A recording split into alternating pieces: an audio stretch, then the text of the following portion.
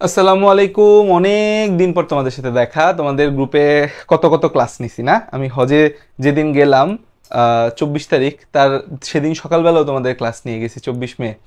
তো যাক, আলহামদুলিল্লাহ হচ্ছে যে তোমরা ভালো আছো, আমিও ভালো আছি এবং আবার তোমাদের মাঝে ক্লাস শুরু করতে পারলাম। এটা হচ্ছে যে অনেক ভালো লাগার একটা বিষয়। তো তোমরা তোমাদের আন্দোলনের কি আপডেট? আজকে না তোমরা আন্দোলন করলা এইচএসসি পেছানোর জন্য, এখানে আপডেট কি? এইচএসসি নিয়ে আপডেট কি? এইচএসসি সরি, পেছানো না, সাবজেক্ট ম্যাপিং করে তোমরা রেজাল্ট চাচ্ছ। ফ্রেন্ড একটু ট্যাগ দাও, বন্ধুরা অ্যাড হোক, আমরা একটু ক্লাস করি, আমরা একটু এমসিকিউ গুলো দেখে যাই, তাইলে আমাদের হচ্ছে যে মোটামুটি অনেক কিছু গুছিয়ে যাবে। দেখো, এইচএসসিতে বায়োলজিতে মার্ক কত? 75। 75-এর মধ্যে হচ্ছে 50 সিকিউতে আর 25 হচ্ছে এমসিকিউতে। এই যে 25 মার্ক এমসিকিউতে রয়েছে, এই 25 মার্ক কিন্তু খুব গুরুত্বপূর্ণ। কেন গুরুত্বপূর্ণ 25 মার্ক? কারণ হচ্ছে এই 25 মার্কের উপর না অনেক কিছু নির্ভর করে। এই 25 মার্কের উপর অনেক কিছু নির্ভর করে। দেখা যায় যে আমি এমনও স্টুডেন্ট দেখছি যে এইচএসসিতে বায়োলজিতে ভালো ছাত্র, বাট পরীক্ষার হলে গিয়ে এই 25-এ 10ও তুলতে পারে নাই। মানে এখানে কিন্তু আলাদাভাবে পাস, 33% মার্কে পাস, মানে 25-এ তোমার মিনিমাম হচ্ছে কত পাইতে হবে? 25-এ 3.3, 3.3, 6.6, আর হচ্ছে 8, 8 পাইতে হবে, 8। এমন অনেক স্টুডেন্ট আছে 10, 11, 9 এরকম পাচ্ছে, একদম মার্জিনাল মার্ক পায় এমসিকিউতে। তো এমসিকিউটা কিন্তু হচ্ছে যে অনেক বড় একটা বিষয়, এমসিকিউটা কিন্তু অনেক বড় একটা বিষয়, ঠিক আছে? কারণ এইচএসসি হবে কি না, আমার মতে তোমাদের এইচএসসি হবে। মানে তোমরা অনেকে আন্দোলন করতেছো এইচএসসি পেছানোর জন্য, ইজ ভেরি গুড, বাট হচ্ছে যে আমার মোস্ট লাইকলি মনে হচ্ছে না মন্ত্রণালয় এই বিষয়টা মানবে, এইচএসসি পেছানোর বিষয়ে। কিন্তু আমার কাছে মনে হয় এইচএসসি না মানে হইলেও কিছু বিষয় যারা আহত বাচ্চা তাদের কি হবে সেটা একটু ডিসিশন জানাক, প্র্যাকটিক্যালটা বাদ দিয়ে দিতে পারে কিনা এই ডিসিশনটা জানাক। কারণ প্র্যাকটিক্যাল বাদ দিলেও আমাদের পরীক্ষাটা একটু আগায় যাবে, বা পরীক্ষার রুটিনটা একটু রিশাফেল করা, সো একটু মানে আমাদের ফেভারে একটু ডিসিশন দিতে পারে কিছুটা। কারণ আমরা 24 ব্যাচ, আমরা হচ্ছে সাফার করেছি, আমরা হচ্ছে যে ঝামেলায় পড়ছি, তো আমাদেরকে একটু ফেভার তো করতে পারে, তাই না? মানে এত বড় একটা আন্দোলন সংগ্রাম আমরা আমাদের পরীক্ষার টাইমে করলাম, সো হচ্ছে আমাদেরকে একটু ফেভার করা তো দরকার। তো চলো তাহলে হচ্ছে যে আমরা ক্লাস শুরু করি, আমরা হচ্ছে পড়ালেখা শুরু করি। তাহলে সবাই ভালো আছো? ওকে। কোষ এবং এর গঠন, এই চ্যাপ্টারটার উপর কিন্তু আমার 3টা লেকচার নেওয়া আছে। 3টা লেকচার তোমরা দেখে ফেলো যারা এই চ্যাপ্টার নিয়ে কনফিউজ বা কোনো সমস্যা আছে। আসো আমরা একটা একটা করে এমসিকিউ শুরু করি। প্রথম প্রশ্ন হচ্ছে, কোষ আবিষ্কার করছে কে? দেখো, যশোর বোর্ডে 2015 সালে প্রশ্নটা আসছে যে কোষ আবিষ্কার করছে কে। আবিষ্কারের ক্ষেত্রে এখানে দুইজন বিজ্ঞানীর নাম হচ্ছে আমাদের খুব বড় সড়ো করে দুইজন বিজ্ঞানীর নাম আসে। একজনের নাম হচ্ছে রবার্ট হুক, একজনের নাম কি? একজনের নাম হচ্ছে এই রবার্ট হুক, একজনের নাম হচ্ছে কি আমাদের রবার্ট হুক, একজনের নাম হচ্ছে রবার্ট হুক, রবার্ট হুক, আরেকজনের নাম হচ্ছে Leeuwenhoek, Leeuwenhoek, Leeuwenhoek, Robert Hooke আর হচ্ছে লিওয়েন হুক। এই রবার্ট হুকই হচ্ছে প্রথম কোষ আবিষ্কার করছে, তাই না? প্রথম কোষ আবিষ্কার করছে কি? রবার্ট হুক 1665 সালে। তিনি হচ্ছে যে যন্ত্র নিরীক্ষক ছিলেন, যন্ত্র নিরীক্ষক ছিলেন রয়্যাল সোসাইটি অফ লন্ডন। লন্ডনের যে রয়্যাল সোসাইটি, লন্ডনের প্রত্যেকটা জায়গায় রয়্যাল সোসাইটি নাম দেওয়া ওদের দিয়ে রাখছে, এটা রয়্যাল রয়্যাল ভাব রাখছে। তো রয়্যাল সোসাইটি রিসার্চ ইনস্টিটিউটে উনি একজন যন্ত্রপাতি, মানে আমাদের ল্যাবে যেমন মামা থাকে না, যে মামারা হচ্ছে যে যন্ত্রপাতিগুলা সবকিছু ঠিকঠাক করে রাখে, সেরকম। সো গ্র্যাজুয়েট লোক ল্যাবে মামা হিসেবে ছিল, একটু হচ্ছে আতে ঘা লাগছে। তো এই রবার্ট হুক সাহেব হচ্ছে 1665 সালে হচ্ছে যে এই কোষ আবিষ্কার করে। তিনি হচ্ছে যে এক মাইক্রোস্কোপের নিচে খুঁজে খুঁজে খুঁজে খুঁজে কোষ খুঁজে পায়, তিনি হচ্ছে কোষ আবিষ্কার করে, কোষ আবিষ্কার করে। কিন্তু হচ্ছে 1674 সালে আমাদের হচ্ছে যে এই লিওয়েন হুক বলে যে উনি যে কোষের বর্ণনা দিছে সেটা আসলে প্রকৃত কোষ না, প্রকৃত কোষ না। তিনি কোষ যেটাকে বলছিল ওটা বেসিক্যালি কোষ প্রাচীর দেখতে পাইছে। তো হচ্ছে যে লিওয়েন হুক কোষের সকল সজীব বস্তু সহ সম্পূর্ণ কোষটা দেখে। তো এই লিওনেন হুক সকল সজীব বস্তু সহ সম্পূর্ণ কোষটা দেখে, সকল সজীব বস্তু সহ, সজীব বস্তু সহ, সকল সজীব বস্তু সহ সম্পূর্ণ কোষটা দেখে, সকল সজীব বস্তু সহ সম্পূর্ণ কোষ দেখে, সম্পূর্ণ কোষ দেখে, সকল সজীব বস্তু সহ সম্পূর্ণ কোষ দেখে কে? সম্পূর্ণ কোষ দেখে হচ্ছে আমাদের এই লিউয়েনহুক। সকল সজীব বস্তু সহ সম্পূর্ণ কোষকে দেখে লিউয়েনহুক দেখে। সো পরবর্তীতে কথা উঠলো যে রবার্ট হুক আসলে কি দেখতে পাইছে? রবার্ট হুক আসলে দেখতে পাইছিল কোষ প্রাচীর দেখতে পাইছিল, কোষ প্রাচীর দেখতে পায়। রবার্ট হুক কি দেখতে পায়? মূলত কোষ প্রাচীর বা যেটাকে আমরা বলি মৃত কোষটা উনি দেখতে পায়। তাহলে কোষের আবিষ্কারক বললে তাহলে রবার্ট হুকের কথাটাই আসবে কোষের আবিষ্কারক হিসেবে, যদিও তিনি প্রকৃত কোষ দেখতে পায় নাই, বাট প্রথম নজরটা তিনি দিছিল বলে তার নামটাই আসে। আদিকোষী জীব কোনটা? আমাদের এখানে যে জীবগুলো আছে, জীবগুলোর মধ্যে আদিকোষী জীব কে? আদিকোষী জীব বা প্রোক্যারিওটিক জীব কারা? একটা জিনিস মনে রাখতে হবে, প্রোক্যারিওটিক জীব আর ইউক্যারিওটিক জীব এই দুই ধরনের জীব কিন্তু হচ্ছে যে আমরা দেখতে পাই। প্রোক্যারিওটিক আর ইউক্যারিওটিক এই দুই ধরনের হচ্ছে আমরা জীব দেখতে পাই। প্রোক্যারিওটিক ও ইউক্যারিওটিক এই দুই ধরনের যে আমরা জীব দেখতে পাই, এর মধ্যে আদিকোষী জীব কিন্তু ব্যাকটেরিয়া এবং ব্যাকটেরিয়ার সাথে মাইকোপ্লাজমা, এই দুইটাই শুধু আদিকোষী জীব হিসেবে কাজ করে আমাদের। তো এই প্রোক্যারিওটিক আর একটা হচ্ছে প্রোক্যারিওটিক এবং ইউক্যারিওটিক। এই যে প্রোক্যারিওটিক আর হচ্ছে ইউক্যারিওটিক, এই প্রোক্যারিওটিক বা এটাকে কি বলতেছি আমরা? আদিকোষী। আর ইউক্যারিওটিক বা এটাকে বলি হচ্ছে প্রকৃত কোষী। তো হচ্ছে এই যে প্রোক্যারিওটিক এবং ইউক্যারিওটিক রয়েছে, এই প্রোক্যারিওটিকের মধ্যে আমরা কি দেখতে পাবো? প্রোক্যারিওটিকের মধ্যে আমরা দেখতে পাবো যে হচ্ছে ব্যাকটেরিয়া এবং মাইকোপ্লাজমা, এই দুইটাই হচ্ছে আমাদের এখানে আসে। ব্যাকটেরিয়া এবং হচ্ছে আসে হচ্ছে মাইকোপ্লাজমা। এছাড়া বাকি সব কিছু কিন্তু ইউক্যারিওটিকের মধ্যেই চলে যায়। তো আমাদের এখানে এই মাইকোপ্লাজমাটা হবে উত্তর, যে আদিকোষী জীব মাইকোপ্লাজমাটা কিন্তু হচ্ছে ব্যাকটেরিয়া যার মধ্যে হচ্ছে যে কোনো আবরণ নাই। এই হচ্ছে মানে কোষ প্রাচীরবিহীন ব্যাকটেরিয়া, এটা কিন্তু কোষ প্রাচীরবিহীন ব্যাকটেরিয়া, এখানে কোনো কি নাই? কোষ প্রাচীর নাই, কোষ প্রাচীরবিহীন ব্যাকটেরিয়া। এবং মাইকোপ্লাজমাটাকে কিন্তু হচ্ছে আমরা পিপিএলও বলি, pleuropneumonia like organism. PPLO pleuropneumonia like organism, যেটা সবচেয়ে ক্ষুদ্র কোষ। মাইকোপ্লাজমা গ্যালিসেপ্টিকাম এটা হচ্ছে দুনিয়ার সবচেয়ে ক্ষুদ্র কোষ হিসেবে কাজ করে। আসলে সামনের দিকে যাই, আদিকোষে কি থাকে? দেখো, আদিকোষ বা প্রোক্যারিওটিক, ঢাকা কলেজের প্রশ্ন এটা, যে আদিকোষে কি থাকে? আদিকোষ বা প্রোক্যারিওটিকের মধ্যে অনেকগুলা বৈশিষ্ট্য আছে। যে আদিকোষ বা প্রোক্যারিওটিক কেন বলা হয়? প্রোক্যারিওটিক বলার কারণ কিন্তু হচ্ছে সুগঠিত নিউক্লিয়াস নাই। প্রোক্যারিওটিকের মূল কথা কিন্তু হচ্ছে সুগঠিত নিউক্লিয়াস নাই। নিউক্লিয়াসের যে চারটা উপাদান আছে, নিউক্লিয়াসের যে চারটা উপাদান আছে, যে হচ্ছে আমাদের নিউক্লিয় ঝিল্লি, তারপর হচ্ছে নিউক্লিয় ঝিল্লি, নিউক্লিওপ্লাজম, নিউক্লিওলাস, ক্রোমোজোম, চারটা বিষয় যে আছে, চারটা বিষয়ের মধ্যে শুধুমাত্র ওর মধ্যে কি আছে জানো? প্রোক্যারিওটিকের মধ্যে শুধু ক্রোমোজোম আছে। সেই ক্রোমোজোমটাও নগ্ন ক্রোমোজোম, সেই নগ্ন ক্রোমোজোমের মধ্যে হিস্টোন প্রোটিন পর্যন্ত নাই। সো এখানে শুধু ডিএনএ থাকে, এবং ডিএনএটা কেমন হবে? বৃত্তাকার ডিএনএ। এখানে কেমন কি থাকে? শুধু আমাদের বৃত্তাকার ডিএনএ। এই দুইটা হচ্ছে মেইন ইউএসপি, যে বৃত্তাকার ডিএনএ এবং 70S রাইবোজোম। বৃত্তাকার ডিএনএ এবং 70S রাইবোসোম, বৃত্তাকার ডিএনএ এবং 70S রাইবোজোম, এই দুইটা বিষয় হচ্ছে আমাদের জন্য মূল জিনিস, যেটা হচ্ছে আদিকোষে থাকে। লাইজোজোম কি? কোনো অঙ্গাণুই নেই। লাইজোজোম কি? কোনো অঙ্গাণুই আমার আদিকোষে থাকে না। কোনো অঙ্গাণুই হচ্ছে এদের মধ্যে থাকে না। তাহলে খেয়াল করে দেখো যে আদিকোষে থাকে বৃত্তাকার ডিএনএ, আদিকোষে থাকে রাইবোজোম। তো নিচের কোনটা সঠিক? আমাদের হচ্ছে 1 এবং 2, এই দুইটা হচ্ছে আমাদের সঠিক। 1 এবং 2 এই দুইটা কি আমাদের? এই দুইটা হচ্ছে সঠিক। 1 এবং 2 এই দুইটা হচ্ছে আমাদের সঠিক। ওকে, আসো এবার সামনের দিকে যাই। যে আমাদের বলছে পাশাপাশি কোষ প্রাচীরের সূক্ষ্ম ছিদ্র পথে সাইটোপ্লাজমিক সংযোগ স্থাপিত হলে তাকে কি বলা হয়? আমরা জানি যে আমাদের হচ্ছে কোষ প্রাচীর, এটা কার অনন্য বৈশিষ্ট্য বলো তো? কোষ প্রাচীর কার অনন্য বৈশিষ্ট্য? কমেন্টে একটু উত্তর দেওয়ার চেষ্টা করো তোমরা। এই কোষ প্রাচীর কার অনন্য বৈশিষ্ট্য বলো? কোষ প্রাচীর কার বৈশিষ্ট্য? কোষ প্রাচীর কোষ প্রাচীর। কোষ প্রাচীর হচ্ছে কোথায় থাকে? উদ্ভিদে থাকে। কোষ প্রাচীরটা উদ্ভিদের অনন্য বৈশিষ্ট্য।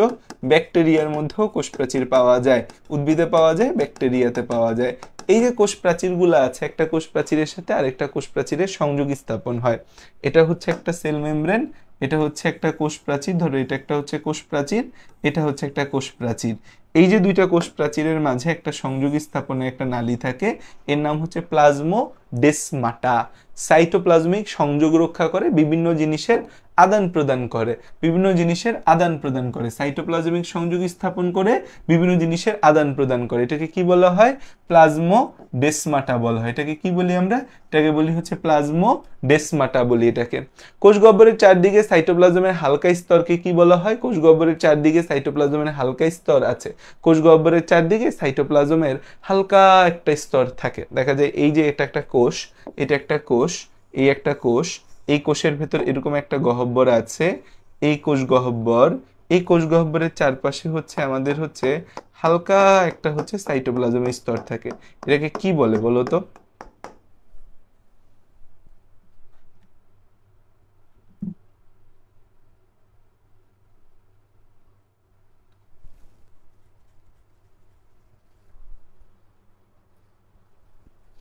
দেখো, কোষ গহ্বরটার যে পর্দা, এই পর্দাটাকে কি বলে জানো? এই পর্দাটাকে বলা হয় হচ্ছে টোনোপ্লাস্ট। এই পর্দাটার নাম কি? টোনোপ্লাস্ট। এই পর্দাটার নাম টোনোপ্লাস্ট। এটা কি আমাদের? এটা হচ্ছে কোষ গহ্বর। এটা কি? এটা হচ্ছে কোষ গহ্বর। এটা কি? এটা হচ্ছে কোষ গহ্বর। এটা হচ্ছে কি আমাদের? এটা হচ্ছে টোনোপ্লাস্ট। এই যে টোনোপ্লাস্টের চারপাশে যে আমাদের হচ্ছে হালকা যে পদার্থ দেখতে পাচ্ছি, হালকা যে পদার্থ দেখতে পাচ্ছি, এটাকে কি বলা হয়? এটাকে বলা হয় হচ্ছে আমাদের টোনোপ্লাজম। এটাকে কি বলা হয় রে বাবুরা? এটাকে বলা হয় হচ্ছে টোনোপ্লাজম। এটাকে কি বলা হয়? টোনোপ্লাজম, টোনোপ্লাজম, টোনোপ্লাজম। এটাকে কি বলা হয়? এটাকে বলা হয় হচ্ছে টোনোপ্লাজম। তাহলে এটা হচ্ছে টোনোপ্লাস্ট, আর এই টোনোপ্লাস্টের চারপাশে যা আছে এটাকে কি বলা হয়? টোনোপ্লাজম বলা হয়। ঠিক আছে, টোনোপ্লাজম বলে। তাহলে নাম কিন্তু ডিফারেন্ট কিছু আসে না, টোনোপ্লাজম, টোনোপ্লাজম কিন্তু এর নাম। ঠিক আছে, একটোপ্লাজম, এন্ডোপ্লাজম সেই নামগুলো আসে না। টোনোপ্লাস্টের চারপাশে হালকা স্তর, এটার নাম হচ্ছে টোনোপ্লাজম। আচ্ছা, হায়ালোপ্লাজম নামটা কোথা থেকে আসছে বলো তো? এই যে হায়ালোপ্লাজম টার্মিনোলজিটা ব্যবহার করা হইলো, এই হায়ালোপ্লাজম টার্মটা কোথা থেকে আসছে? হায়ালোপ্লাজম মানে কি? এই হায়ালোপ্লাজম শব্দটা তুমি ব্যবহার তো চাইলেই করতে পারবে না। হায়ালোপ্লাজম শব্দটা ব্যবহার করার কিন্তু একটা ভিত্তি লাগবে। এই হায়ালোপ্লাজম কথাটা ব্যবহারের ভিত্তি কি? কোথা থেকে আসছে এই হায়ালোপ্লাজম টার্মটা? এই হায়ালোপ্লাজম কাকে বলা হয় বলো? হায়ালোপ্লাজম বলা হয় সাইটোপ্লাজমীয় মাতৃকাকে, সাইটোপ্লাজমীয় মাতৃকাকে, সাইটোপ্লাজমীয় মাতৃকা যে আছে, সাইটোপ্লাজমীয় মাতৃকা, এই মাতৃকাকে বলা হয় হায়ালোপ্লাজম। ওকে, আচ্ছা আসো সামনের দিকে যদি যাই আমরা, কোষ প্রাচীরের ক্ষুদ্রতম গাঠনিক একক কোনটা? আমাদের যে কোষ প্রাচীর রয়েছে সেই কোষ প্রাচীরের ক্ষুদ্রতম গাঠনিক একক বললে সেটা মাইসেলি আসবে। কারণ কি? কারণ হচ্ছে যে আমাদের সেলুলোজ, সেলুলোজ 1 থেকে 3000 সেলুলোজ মিলে কি তৈরি হয়? সেলুলোজ। সেলুলোজটা হচ্ছে আমাদের মূল জিনিস। এই সেলুলোজের মধ্যে 1 থেকে 3000, 1 to 3 কে মিলে হচ্ছে তৈরি হয় cellulose chain, cellulose chain, cellulose chain. ঠিক আছে, তাহলে আমরা কি দেখতে পাচ্ছি? সেলুলোজ 1 থেকে 3000 মিলে তৈরি হবে কি? সেলুলোজ চেইন তৈরি হবে। এই যে সেলুলোজ চেইন তৈরি হলো, 100টা সেলুলোজ চেইন মিলে মাইসেলি, 20টা মাইসেলি মিলে মাইক্রোফাইবিল, 100টা মিলে হচ্ছে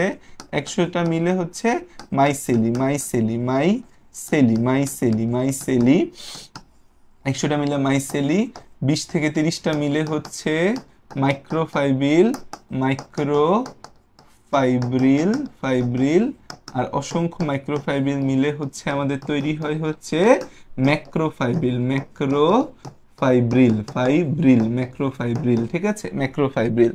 তো এই হচ্ছে আমাদের মূল কথা, এই হচ্ছে আমাদের মূল কথা, এই হচ্ছে আমাদের মূল কথা। ঠিক আছে, তাহলে এই যে ক্রিস্টালাইন মাইসেলি পাওয়া যায়, এই ক্রিস্টালাইন মাইসেলিটাই কিন্তু হচ্ছে যে আমাদের মূল জিনিস। ক্রিস্টাল অসংখ্য না, 250টা, এটা 250টা মাইক্রোফাইব্রিল মিলে ম্যাক্রোফাইব্রিল 250টি। ঠিক আছে, তো হচ্ছে এই হচ্ছে আমাদের টোটাল মূল কথা, যে মাইসেলির বিষয়টাও আমরা আসলাম। এখন আসা যাক হচ্ছে যে আমাদের কোষ অভ্যন্তরে পিএইচ রক্ষা করে কে? এই প্রশ্নটা অনেকবার আসছে পরীক্ষার মধ্যে এবং আমরা কনফিউজড হয়ে যাই। এটা মনে রাখবা, কোষ গহ্বর। কোষ গহ্বরের ভেতর যে কোষ রস আছে, কোষ গহ্বরে যে কোষ রস আছে, কোষ গহ্বরে আমাদের যে কোষ রস বিদ্যমান, কোষ গহ্বরে যে হচ্ছে আমাদের কোষ রস বিদ্যমান, কোষ গহ্বরে যে কোষ রস বিদ্যমান, কোষ গহ্বরে যে কোষ রস বিদ্যমান, তারা হচ্ছে কোষের পিএইচ রক্ষা করে। তারা কোষের কি করে? পিএইচ রক্ষা করে। তারা কোষের কি? পিএইচ রক্ষা করে। তাহলে এই জিনিসটা পরীক্ষার মধ্যে আসে, মেডিকেলে আসে, প্রচুর আসে। আমরা ভুল করি, ভুল করা যাবে না। আসো এরপর যে এখানে আমরা যাই যে মধ্যপর্দায় অধিক পরিমাণে কি থাকে। মধ্যপর্দা জিনিসটা খেয়াল করে দেখো যে একটা আমাদের হচ্ছে যে এই আমরা যদি হচ্ছে যে একটা কোষ প্রাচীরের বিষয় দেখি, তো এটা হচ্ছে মধ্যপর্দা। এটা কি? মধ্যপর্দা, মধ্যপর্দা, মধ্যপর্দা। মধ্যপর্দার উপরে কি থাকে? মধ্যপর্দার উপরে থাকে হচ্ছে আমাদের, মধ্যপর্দার উপরে থাকে কি? মধ্যপর্দার উপরে থাকে হচ্ছে, মধ্যপর্দার উপরে কি থাকে? মধ্যপর্দার এই উপরে, মধ্যপর্দার উপরে হচ্ছে প্রাথমিক প্রাচীর। মধ্যপর্দার উপরে কি আছে? মধ্যপর্দার উপরে আছে হচ্ছে প্রাথমিক প্রাচীর, প্রাথমিক প্রাচীর। এই প্রাথমিক প্রাচীরের উপরে আছে হচ্ছে সেকেন্ডারি প্রাচীর। প্রাথমিক প্রাচীরের উপরে কি আছে? প্রাথমিক প্রাচীরের উপরে আছে হচ্ছে সেকেন্ডারি প্রাচীর। প্রাথমিক প্রাচীরের উপরে কি আছে? প্রাথমিক প্রাচীরের উপরে আছে সেকেন্ডারি প্রাচীর। এই 1 2 3 এরকম সেকেন্ডারি প্রাচীর দেখতে পাই। 1 2 3 1 2 3, এদিক থেকে দেখতে পাই হচ্ছে 1 2 3, এখান থেকে হচ্ছে 1 2 3। ওকে, তাহলে হচ্ছে এটা হচ্ছে আমাদের সেকেন্ডারি প্রাচীর। এটা কি? এটা হচ্ছে আমাদের সেকেন্ডারি প্রাচীর। এটা কি আমাদের? এটা হচ্ছে সেকেন্ডারি প্রাচীর, সেকেন্ডারি প্রাচীর। এটা কি? সেকেন্ডারি প্রাচীর। ওকে, তো এখন এই যে মধ্যপর্দা আছে, মধ্যপর্দার মধ্যে এই প্রাথমিক এবং সেকেন্ডারি দুই প্রাচীরের মধ্যেই মূল উপাদান কিন্তু সেলুলোজ। মূল উপাদান সেলুলোজ। সেলুলোজ ছাড়াও এর মধ্যে প্রাথমিক প্রাচীরে হেমিসেলুলোজ, গ্লাইকোপ্রোটিন, সেকেন্ডারি প্রাচীরে লিগনিন থাকে। কিন্তু মধ্যপর্দার ক্ষেত্রে মূল বিষয়টা হচ্ছে মধ্যপর্দায় দুইটা জিনিস থাকে। মধ্যপর্দা, মধ্যপর্দাতে আমাদের দুইটা জিনিস থাকে। এই দুই সাইটোপ্লাজম থেকে একটা বিষয় আসে, গোলজি বডি থেকে একটা বিষয় আসে। সাইটোপ্লাজম থেকে কি আসে আর গোলজি বডি থেকে কি আসে বলো তো? সাইটোপ্লাজম থেকে কি আসে আর গোলজি বডি থেকে কি আসে? সাইটোপ্লাজম থেকে আসে ফ্যাগমোপ্লাস্ট। সাইটোপ্লাজম থেকে আসে হচ্ছে ফ্যাগমোপ্লাস্ট। সাইটোপ্লাজম থেকে কি আসে? সাইটোপ্লাজম থেকে আসে হচ্ছে ফ্যাগমোপ্লাস্ট, ফ্যাগমোপ্লাস্ট। আর গোলজি বডি থেকে কি আসে? পেকটিন, পেকটিন, পেকটিন বা পেকটিক অ্যাসিড, পেকটিন বা পেকটিক অ্যাসিড, পেকটিন বা পেকটিক অ্যাসিড, পেকটিন বা পেকটিক অ্যাসিড আসে। ঠিক আছে? Pectic acid. তাহলে এই মধ্যপর্দায় অধিক পরিমাণে কি থাকে? পেকটিক অ্যাসিড থাকে। এবং এটার কারণে মধ্যপর্দাটা হচ্ছে জেলির মতো হয়। এটার কারণে মধ্যপর্দা কিসের মতো হয়? জেলির মতো হয়, জেলির মতো হয়। এটার কারণে হয় কিসের মতো? জেলির মতো। বুঝতেছো তোমরা জিনিসগুলা বাবুরা? আচ্ছা, প্রাথমিক কোষ প্রাচীরের প্রধান রাসায়নিক উপাদান কোনটা? প্রাথমিক কোষ প্রাচীরের প্রধান রাসায়নিক উপাদান কোনটা? দেখো এই যে এই প্রশ্নের উত্তরটাও তোমরা দিতে পারবা, এটার উত্তরও তোমরা দিতে পারবা। বলো যে হচ্ছে যে এই দুইটার উত্তর কি হবে?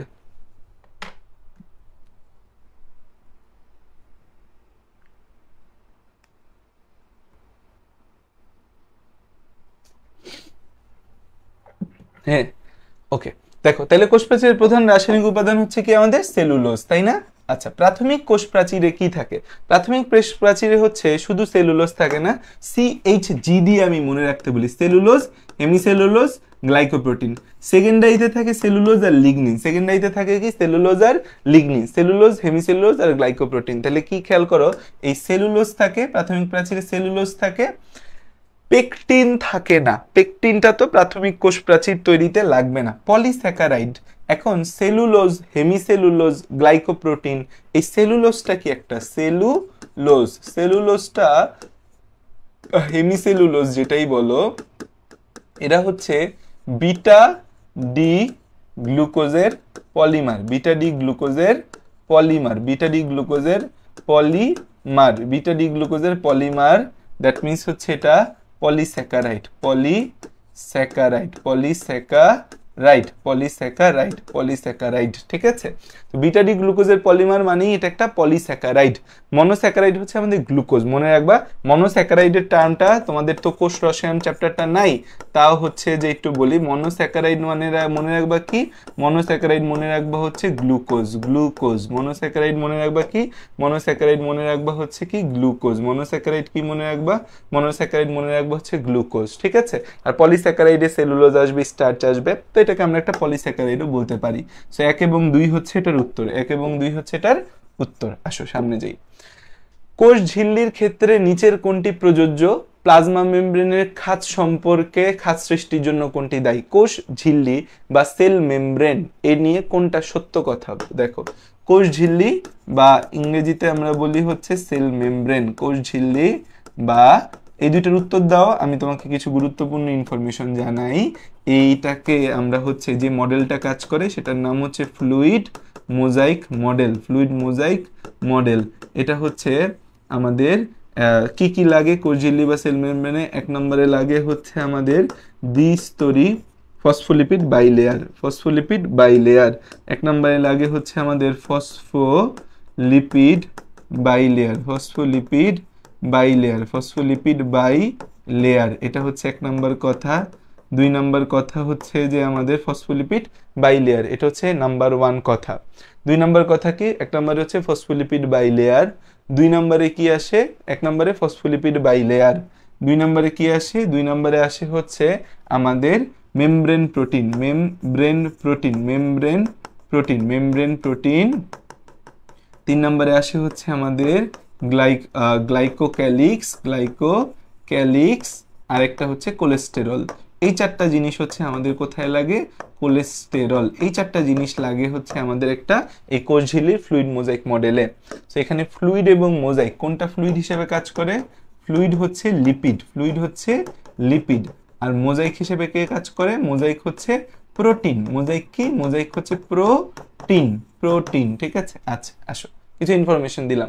এখন কোষ ঝিল্লির ক্ষেত্রে নিচের কোনটি প্রযোজ্য? ত্রিস্তরী কথাটা তো আসলে যায় না, ত্রিস্তরী কথাটা আসলে যায় না, কারণ এটা দ্বিস্তরী। যে বাইলেয়ার, বাইলেয়ার মানে কি? 2 স্তর, 2 স্তর, 2 স্তর। বাইলেয়ার মানে হচ্ছে 2 স্তর। ওকে, 1 নম্বর কথা। ভেদ্য না, এরা হচ্ছে অর্ধভেদ্য। এরা কেমন? এরা হচ্ছে অর্ধভেদ্য, সেমি পারমিয়েবল। কিছু জিনিস যাইতে পারবে, কিছু জিনিস যাইতে পারবে না। অর্ধভেদ্য, কারণ সব যাইতে দিলে তো আবার সমস্যা। প্লাজমোডেসমা যুক্ত, প্লাজমোডেসমাটা যুক্ত, প্লাজমোডেসমা বা প্লাজমোডেসমা যুক্ত। এই প্লাজমোডেসমা কোথায় পাওয়া যায়? এই প্লাজমোডেসমা পাওয়া যায় হচ্ছে কোষ প্রাচীরে। এটার সাথে কোষ ঝিল্লির কোনো সম্পর্ক নাই, কোষ প্রাচীরে পাওয়া যায় প্লাজমোডেসমা। তাহলে স্থিতিস্থাপক, এই কথাটা সঠিক। কারণ স্থিতিস্থাপক মানে কি? একে যদি তুমি একটু বল প্রয়োগ করে বাঁকাও, বল ছেড়ে দিলে আবার আগের জায়গায় চলে আসবে, স্বাভাবিক স্থিতিস্থাপক হবে। কোষ ঝিল্লি অস্থিতিস্থাপক না, কোষ ঝিল্লি অস্থিতিস্থাপক না। আচ্ছা, মেমব্রেনে খাঁজ সৃষ্টির জন্য কোনটি দায়ী? আমাদের কোষ ঝিল্লির মেমব্রেনে আমরা যদি খাঁজ সৃষ্টি করতে চাই, স্পেশালি প্রাণী কোষে খাঁজ সৃষ্টি করতে গেলে আমার কাকে লাগবে? স্পেশালি যদি আমি প্রাণী কোষে খাঁজ সৃষ্টি করতে যাই, খাঁজ সৃষ্টি করতে আমাদের অ্যাক্টিন এবং মায়োসিন লাগবে। প্লাজমা মেমব্রেনে খাঁজ সৃষ্টির জন্য কে দায়ী? অ্যাক্টিন এবং মায়োসিন। এই দুইটা হচ্ছে আমাদের প্লাজমা মেমব্রেনে খাঁজ সৃষ্টি করতে পারে, ভাঁজ সৃষ্টির জন্য। আসো সামনের দিকে যাই। কোনটি ফসফোলিপিডের উদাহরণ? ফসফোলিপিডের মধ্যে আমাদের ফসফোলিপিড কয় ধরনের আছে? ফসফোলিপিড, ফসফোলিপিড, ফসফোলিপিড, ফসফোলিপিড হচ্ছে 5 ধরনের, 5 ধরনের, 5 ধরনের, 5 ধরনের হচ্ছে। একটা সরল, একটা সরল আর 4টা জটিল, একটা সরল, 4টা জটিল, 4টা জটিল। এই সরলটার নাম হচ্ছে ফসফোটাইডিক অ্যাসিড, ফসফোটাইডিক অ্যাসিড, ফসফোটাইডিক অ্যাসিড। আর হচ্ছে জটিলটার নাম, জটিলের মধ্যে একটা নাম শুধু দিছে লেসিথিন। 4টা জটিলের মধ্যে লেসিথিনটাই সবচেয়ে ফেমাস, এটার নাম দিছে। সো ফসফোলিপিডের উদাহরণ বললে লেসিথিন উদাহরণে আসবে। ফ্লুইড মোজাইক মডেলের অনুযায়ী ফসফোলিপিড অণুগুলা কি হয়? দেখো, আমাদের ফ্লুইড মোজাইক মডেলের যে মুভমেন্ট দেখা যায় সেটার নাম হচ্ছে flip flop movement. Fluid mosaic model, fluid mosaic model, fluid mosaic মডেলে আমরা দেখতে পাই হচ্ছে flip flop movement, flip flop movement, flip flop movement, flip flop movement দেখতে পাই, ফ্লিপ ফ্লপ মুভমেন্ট দেখতে পাই। কি দেখতে পাই? ফ্লিপ ফ্লপ মুভমেন্ট দেখতে পাই। ফ্লুইড মোজাইক মডেলে কি দেখতে পাই? ফ্লুইড মোজাইক মডেলে দেখতে পাই হচ্ছে flip flop movement, flip flop movement, flip flop movement, flip flop movement দেখতে পাই। কি দেখতে পাই আমরা? ফ্লিপ ফ্লপ মুভমেন্ট দেখতে পাই। ওকে, এখন এই যে ফ্লিপ ফ্লপ মুভমেন্ট আমরা দেখতে পাচ্ছি এখানে, এইরকম হচ্ছে আমাদের একটা ফসফোলিপিড, এটা একটা ফসফোলিপিড, এটা একটা ফসফোলিপিড, ঠিক আছে, এখানে আর একটা ফসফোলিপিড, এখানে একটা ফসফোলিপিড, এখানে একটা ফসফোলিপিড। তো এরা কি করে, এরকম নিজেদের মধ্যে জায়গা ইন্টারচেঞ্জ করে, কিন্তু এই উপরে থেকে নিচে কখনো যায় না। তাহলে হচ্ছে এরা পাশে ব্যাপ্ত হয়, এরা পাশে ব্যাপ্ত হয়, এরা অক্ষ বরাবর ঘুরতে পারে, দুই স্তরের মাঝে এরা স্থান পরিবর্তন করে না, এই লেয়ার থেকে এই লেয়ারে যায় না, কিন্তু এরা এক পাশ থেকে আরেক পাশে যাইতে পারে। অক্ষ বরাবর এরা হচ্ছে যে এই অক্ষে থেকে এই এই লম্বালম্বী অক্ষে থেকে এভাবে ঘুরতে পারে, রোটেশন করতে পারে, কিন্তু উপরের থেকে নিচের স্তরে এরা যায় না। তাহলে 1 এবং 2 হচ্ছে উত্তর। ফ্লুইড মোজাইক মডেলের অনুযায়ী ফসফোলিপিডের অণুগুলা কেমন আমরা হচ্ছে জেনে নিলাম।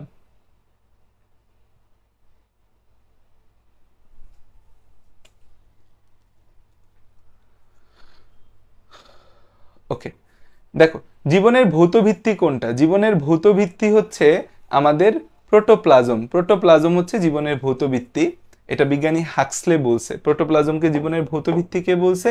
বিজ্ঞানী হাক্সলে। জীবনের ভৌত ভিত্তি প্রোটোপ্লাজম, এই কথাটা কে বলছে? হাক্সলে এই কথাটা বলেছে। কোনটি সাইটোপ্লাজমের নির্জীব বস্তু? এখানে রাইবোজোম আছে, এনজাইম আছে, লাইজোজোম আছে, প্লাস্টিড আছে। এনজাইম হচ্ছে সাইটোপ্লাজমীয় নির্জীব বস্তু। এই এনজাইমটা হচ্ছে খরিত বস্তুর মধ্যে একটা আসে, পিগমেন্ট এনজাইম, নেকটার, হরমোন। আচ্ছা, এই প্রশ্নের উত্তর দিতে পারো নাকি? দেখো তো, এখানে 3টা প্রশ্ন আছে। রাইবোজোম নাম কে প্রস্তাব করে?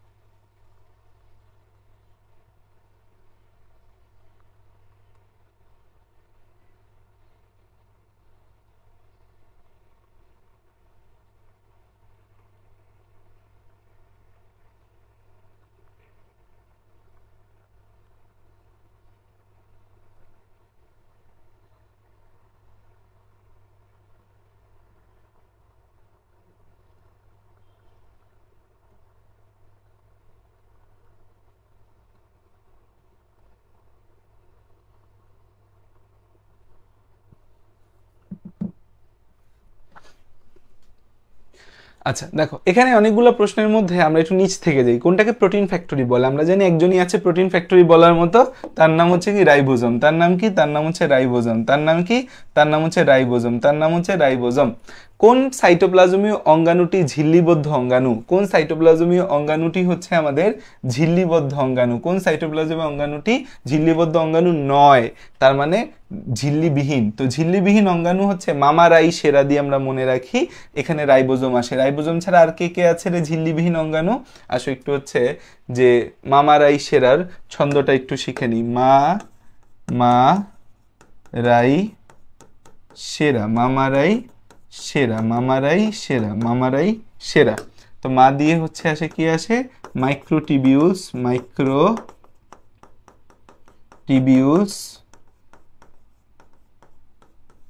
মাইক্রোফিলামেন্ট,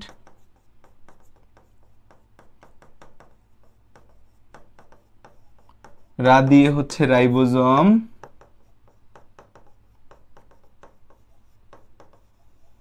সে দিয়ে হচ্ছে সেন্ট্রিওল, একটা হচ্ছে প্রোটিওজোম, আর ই দিয়ে ইন্টারমিডিয়েট ফিলামেন্ট।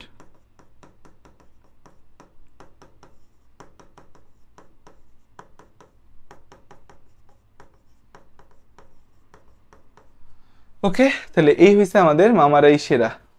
এখন দেখো রাইবোজোমের নাম কে প্রস্তাব করে? এটা একটা ভালো প্রশ্ন, যে রাইবোজোম নামটা প্রস্তাব করছে কে? মানে এই নাম এর এই জিনিস আমার কাছে খুব বিরক্ত লাগে, যে এই নাম কে দিছে, এই নাম কে প্রস্তাব করছে।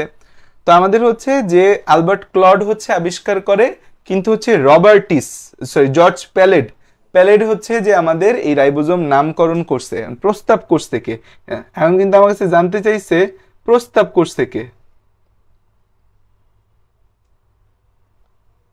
প্রস্তাব করতে হচ্ছে রবার্টিস। রবার্টিস হচ্ছে রাইবোজোম নামটা প্রস্তাব করেন। রিচার্ড বি রবার্টস রাইবোজোম নাম প্রস্তাব করেন। ঠিক আছে, রিচার্ড বি রবার্টস রাইবোজোম নাম প্রস্তাব করেন। আসো সামনের দিকে যাই। ATS রাইবোজোমের উপ এককগুলা কি, আর হচ্ছে নিচের কোনটি আদিকোষী রাইবোজোমের উপ একক? ATS রাইবোজোম আর হচ্ছে 70 আদিকোষী রাইবোজোম মানে হচ্ছে 70S রাইবোজোম। তো আমরা জানি 70S রাইবোজোম হচ্ছে 50 আর 30, 50S আর 30S, আর হচ্ছে 80S রাইবোজোম কত আমাদের 60S আর 40S, ঠিক আছে? তো এই জিনিসটা তো মনে থাকেই সবার। আচ্ছা আমাকে আরেকটা জিনিস বলি যে প্রকৃত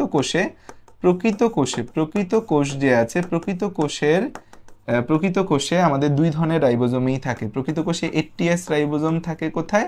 ATS রাইবোজোম থাকে সাইটোপ্লাজমে। ATS রাইবোজোম পাওয়া যায় কোথায়? প্রকৃত কোষে ATS রাইবোজোম পাওয়া যায় হচ্ছে সাইটোপ্লাজমে। ATS রাইবোজোম কোথায় পাওয়া যায়? সাইটোপ্লাজমে। আর আর এখানে 70S রাইবোজোমও পাওয়া যায়। এই 70S রাইবোজোম কোথায় পাওয়া যাবে রে বাবুরা? 70S রাইবোজোম কোথায় পাওয়া যাবে? এই 70S রাইবোজোম কোথায় পাওয়া যায়? 70S রাইবোজোম কোথায় পাওয়া যাবে? তো প্রকৃত কোষে 80S রাইবোজোম পাওয়া যায় সাইটোপ্লাজমে, 70S রাইবোজোম পাওয়া যায় হচ্ছে যে প্লাস্টিড ও মাইটোকন্ড্রিয়াতে।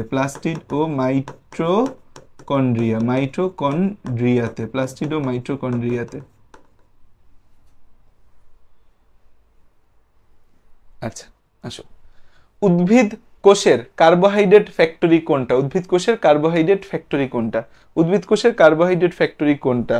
আচ্ছা এই প্রশ্নটায় যখন আসবে কার্বোহাইড্রেট ফ্যাক্টরি আর শর্করা জাতীয় খাবারের কারখানা, বাংলায় মনে হইতে পারে জিনিস দুইটা same, carbohydrate factory. So carbohydrate মানে শর্করা, ফ্যাক্টরি মানে কারখানা, তাহলে হচ্ছে শর্করা জাতীয় খাদ্যের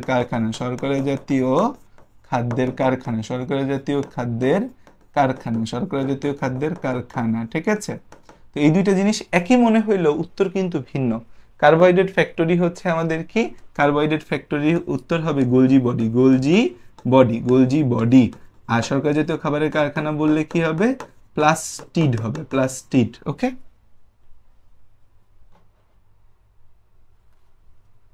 হ্যাঁ হ্যালো আমি তো ক্লাস নিচ্ছি। ওই 30 ডের কালকের ক্লাসটা যেটা নিতে পারিনি, ওই যে রিভিশন ক্লাসটা, ওইটা এখন নিচ্ছি। বের হইলা মাত্র তুমি?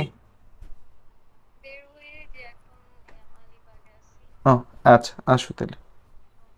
ওকে, না আম্মু মনে হয় আজকে রাতে বা কালকে সকালে আসবে। ওকে, আল্লাহ হাফেজ।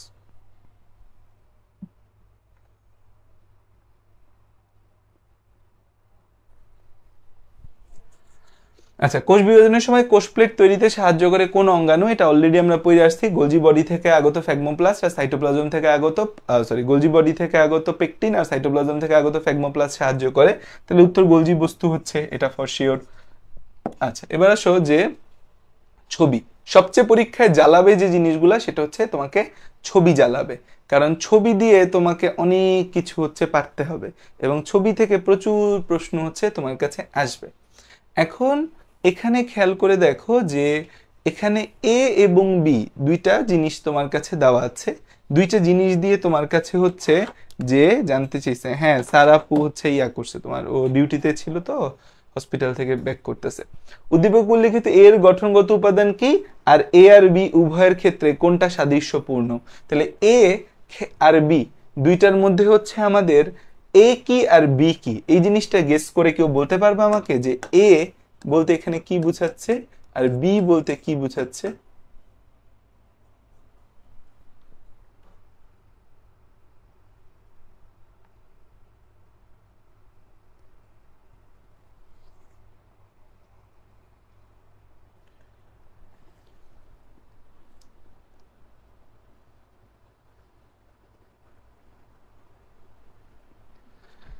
এ বলতে কি বোঝাচ্ছে, বি বলতে কি বোঝাচ্ছে? এ দিয়ে বুঝাচ্ছে হচ্ছে এন্ডোপ্লাজমিক রেটিকুলাম, এ দিয়ে বুঝাচ্ছে হচ্ছে এন্ডোপ্লাজমিক রেটিকুলাম।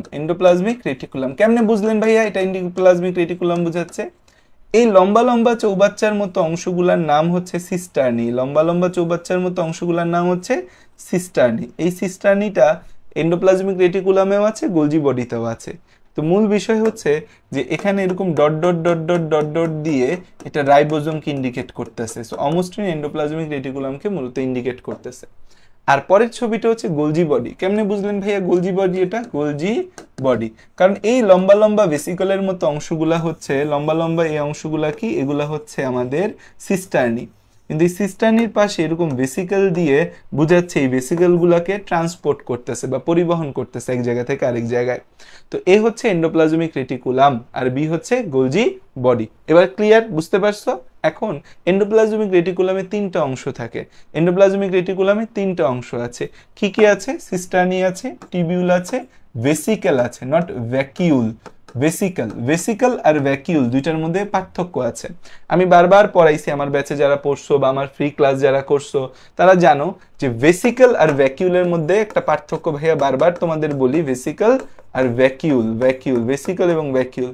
ভেসিকল মানে হচ্ছে বড় গহ্বর, ভেসিকল মানে হচ্ছে বড় গহ্বর, আর হচ্ছে ভ্যাকিউল মানে হচ্ছে ছোট গহ্বর, ছোট গহ্বর। ঠিক আছে? উল্টা বললাম, ভেসিকল মানে ছোট গহ্বর আর ভ্যাকিউল মানে বড় গহ্বর। ভেসিকল মানে কি? ছোট গহ্বর, ছোট গহ্বর। ভ্যাকিউল মানে কি? বড় গহ্বর। ওকে, এই জায়গাটা ইম্পর্টেন্ট। আসো এবার আসো সামনের দিকে হচ্ছে আমরা যাই। উদ্দীপকে এ ও বি উভয় ক্ষেত্রে সাদৃশ্যপূর্ণ কোনটা?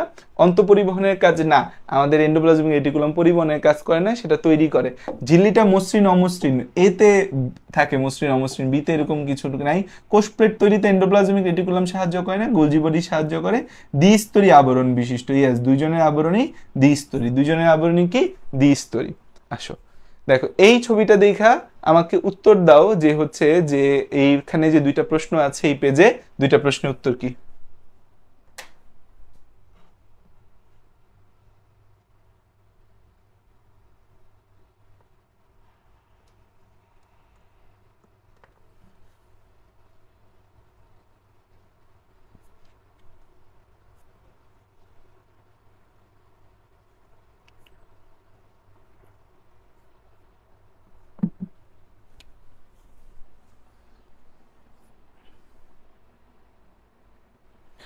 উদ্দীপকের চিত্রটা কোন অঙ্গাণুর? এটা দেখে বুঝে যাইতেছে এটা হচ্ছে আমাদের গোলজি বডি। এটা কি আমাদের গোলজি বডি। এটা কি আমাদের? এটা হচ্ছে গোলজি বডি। এটা হচ্ছে কি আমাদের? Golgi body. এটা কি আমাদের? এটা হচ্ছে গোলজি বডি। উদ্দীপকের চিত্রটি কোন অঙ্গাণু? Golgi body.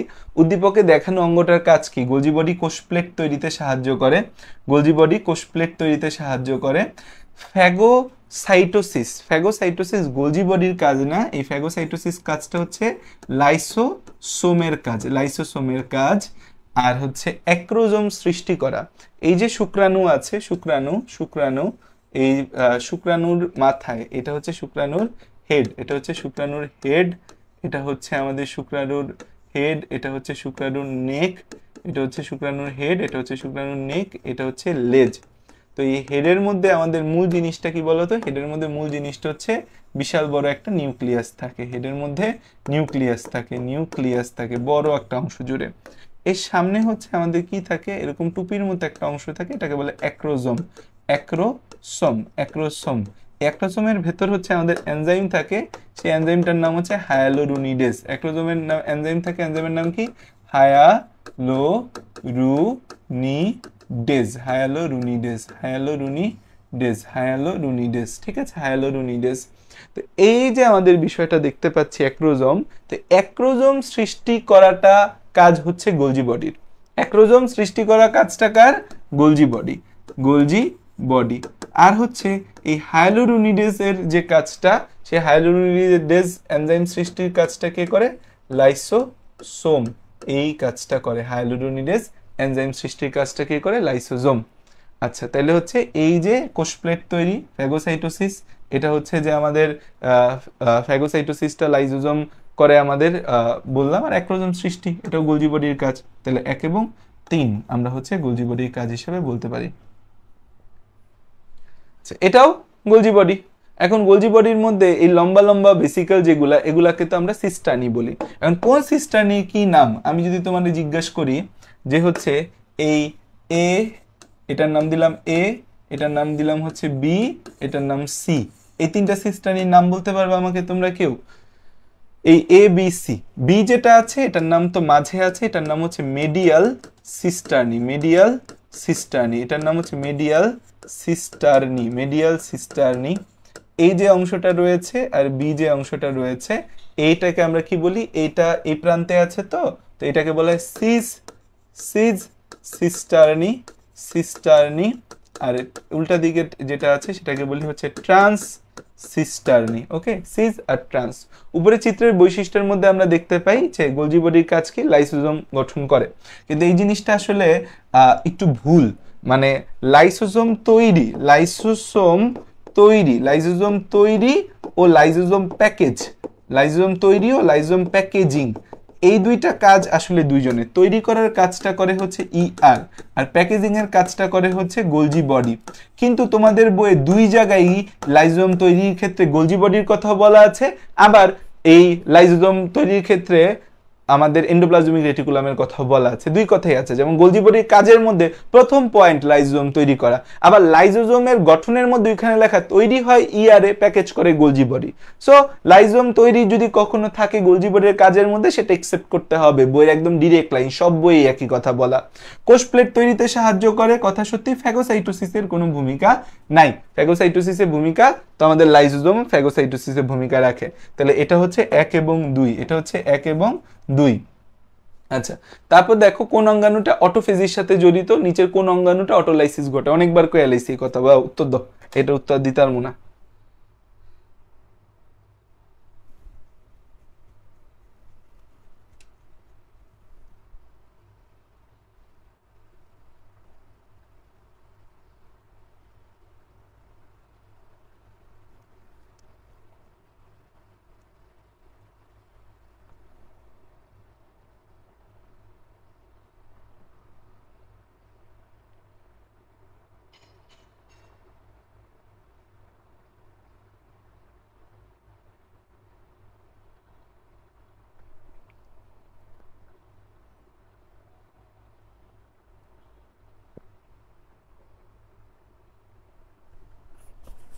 তাহলে আমাদের অঙ্গাণুটা অটোফেজির সাথে জড়িত কোনটা? অটোফেজির সাথে জড়িত হচ্ছে আমাদের লাইসোজোম। কোন অঙ্গাণু হচ্ছে অটোলাইসিস ঘটায়?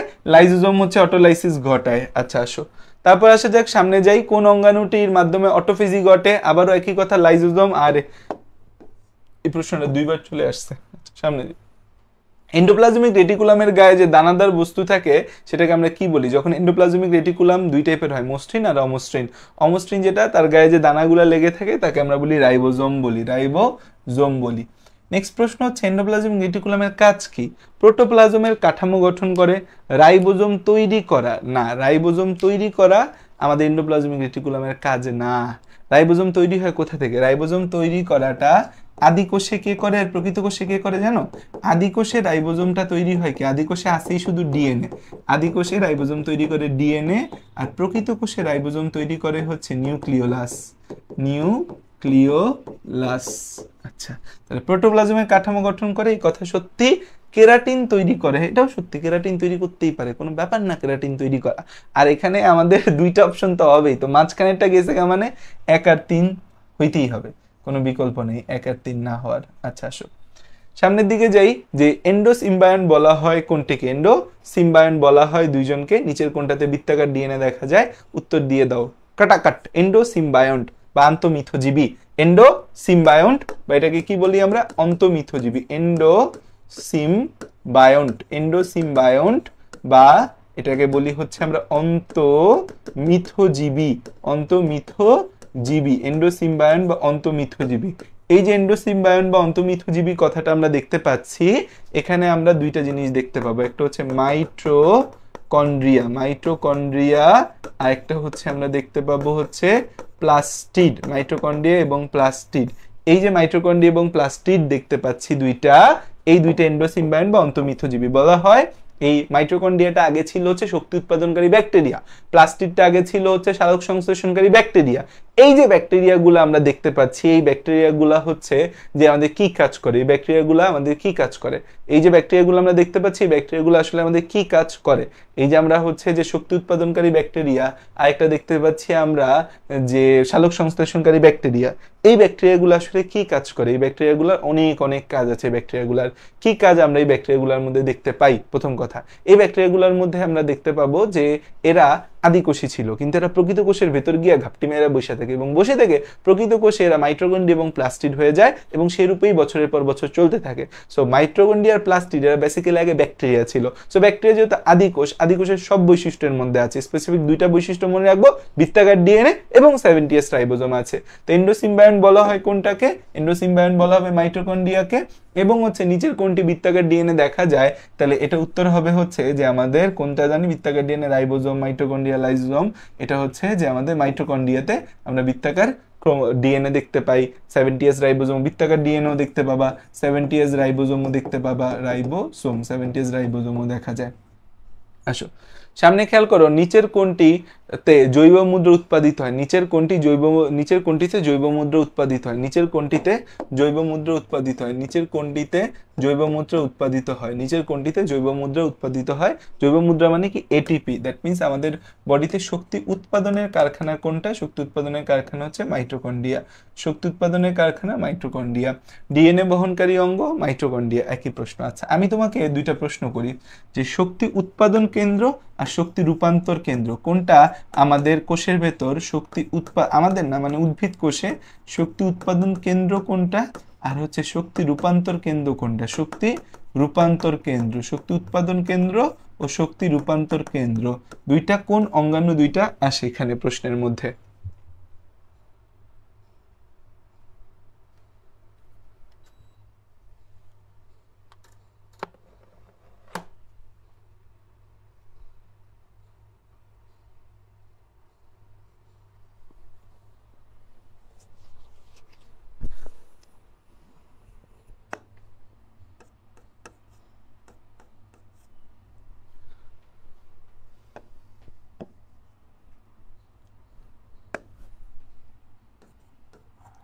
শক্তি উৎপাদন কেন্দ্রে আমরা কি দেখতে পাবো? শক্তি উৎপাদন কেন্দ্রে আর শক্তি রূপান্তর কেন্দ্রে দুইটা জায়গা আমরা দেখতে পাচ্ছি, শক্তি উৎপাদন কেন্দ্র আর শক্তি রূপান্তর কেন্দ্র।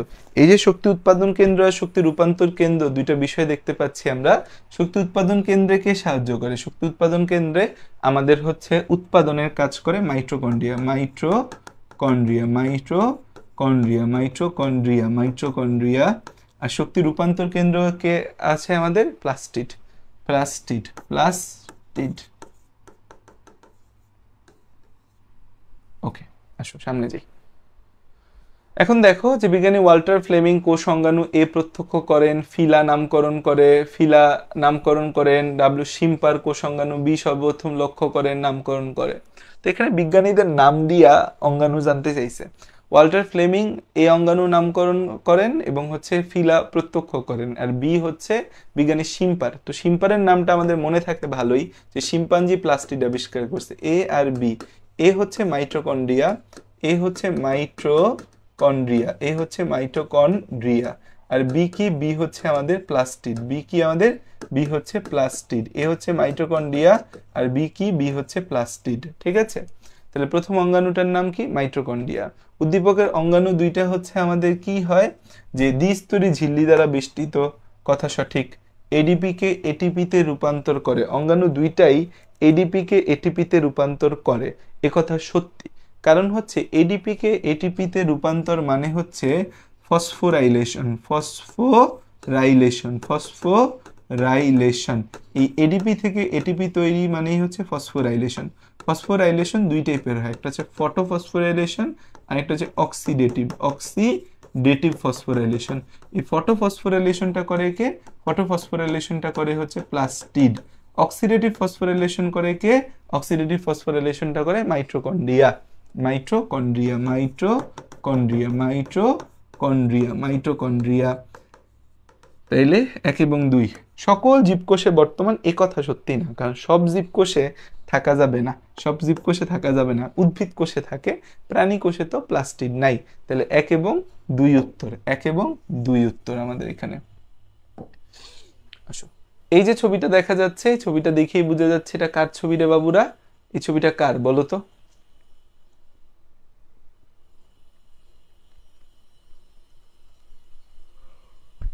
এই ছবিটা, এই বাইরের স্তরটা ভাঁজহীন, বাইরের স্তরটা ভাঁজহীন, ভেতরের স্তরটা ভাঁজ ভাঁজ ভাঁজ ভাঁজ। তাইলে এটা কি? অবশ্যই মাইটোকন্ড্রিয়া। এটা অবশ্যই কি? মাইটোকন্ড্রিয়া। মাইটোকন্ড্রিয়া। মাইটোকন্ড্রিয়ার কোথায় আঙ্গুল রাখছে? বেশ ভিতরে ঢুকায় নেই কিন্তু, জাস্ট এই জায়গাটায়। এই জায়গায় কি থাকে? তরল থাকে। এই তরলটার নাম ম্যাট্রিক্স। তরল থাকে যেটাই, তরলটার নাম ম্যাট্রিক্স। উদ্দীপকের অঙ্গাণু শক্তি উৎপাদনের সাথে জড়িত। লাইসোজোম তৈরি করার কোনো দরকার নেই। এনজাইম এবং কোএনজাইম ধারণ করে। শক্তি উৎপাদনের জন্য যে প্রয়োজনীয় এনজাইম এবং কোএনজাইম আছে সেটা সে ধারণ করে। আচ্ছা, এর উত্তর দাও। এই প্রশ্নের উত্তর দাও।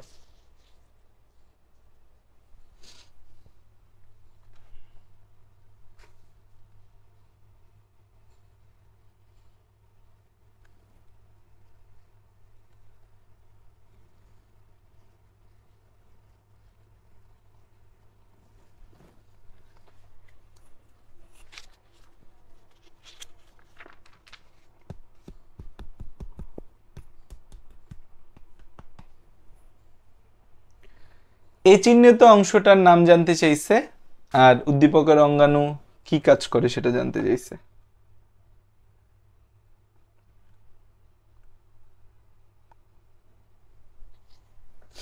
আচ্ছা, একজন বলছে যে বি আর এ হচ্ছে উত্তর। এটা ক্রিস্টি, কথা সঠিক। হ্যাঁ, আমাদের এই ভাঁজটার দিকে কিন্তু ইন্ডিকেট করছে, এই ভাঁজটার দিকে ইন্ডিকেট করছে। সো এই ভাঁজটার এ কি? ক্রিস্টি।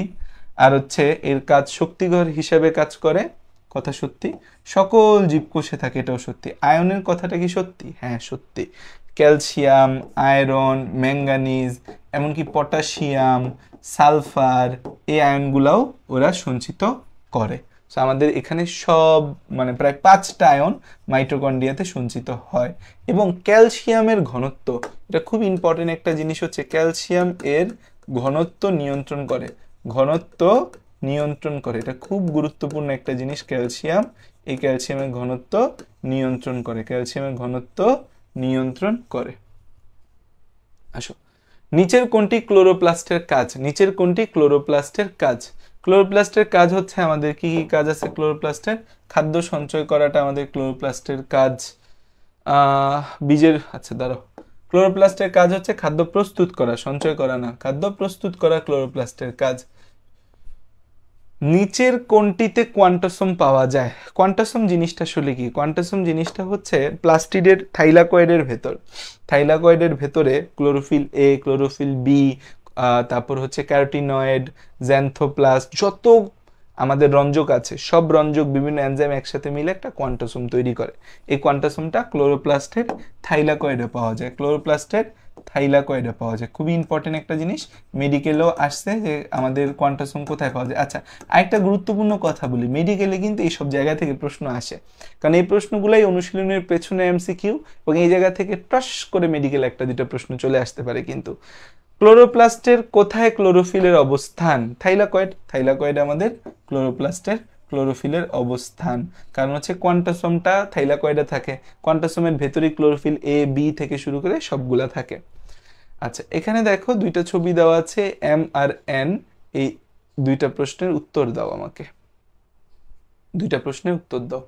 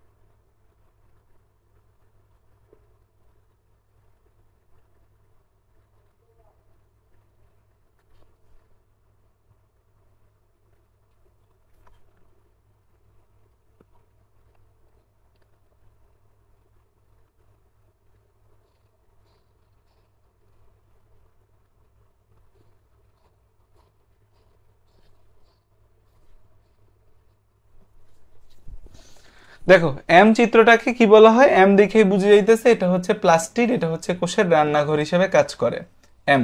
আর এন হচ্ছে আমাদের কি মাইটোকন্ড্রিয়া, এর বহির্গঠনটা রক্ষণাত্মক, অন্তঃগঠন কর্মদায়ক। এই কথাটা খুব ইম্পর্টেন্ট একটা কথা, কারণ বাইরের যে ঝিল্লিটা আছে এটা ভাঁজহীন এবং বাইরের ঝিল্লিটা রক্ষণাত্মক, আর ভেতরের যে ঝিল্লিটা আছে ভাঁজ ভাঁজ ভাঁজ ভাঁজ ক্রিস্টি, সেই ক্রিস্টির গায়ে কিন্তু অক্সিজম লেগে থাকে, দ্যাট মিনস এটা কর্মদায়ক। এখানে হচ্ছে আমাদের শুষ্ক ওজনের 90% প্রোটিন কিনে, এটা পরে আসবো, এর মধ্যে 100 প্রকার এনজাইম এবং কোএনজাইম থাকে। এই কথাটা বলছে যে কত প্রকার এনজাইম কোএনজাইম আছে, এর মধ্যে 100 প্রকার এনজাইম এবং কোএনজাইমের কথা বলা হয়েছে। ওকে, ভেরি গুড, 100 প্রকার এনজাইম কোএনজাইম থাকে। শুষ্ক ওজনের 90% প্রোটিন হওয়ার আসলে প্রশ্নই আসে না, কারণ এখানে যে কোষ ঝিল্লিগুলো হয় এরা ফসফোলিপিড বাইলেয়ার দ্বারা তৈরি। সো 90% প্রোটিন না, 90% লিপিড বলতে পারো, 90% স্পেসিফিক্যালি ফসফোলিপিড বলতে পারো। তাহলে উত্তর হবে 1 এবং 3 উত্তর। এই উত্তরটা অনেকেই ভুল দিছো কমেন্টে।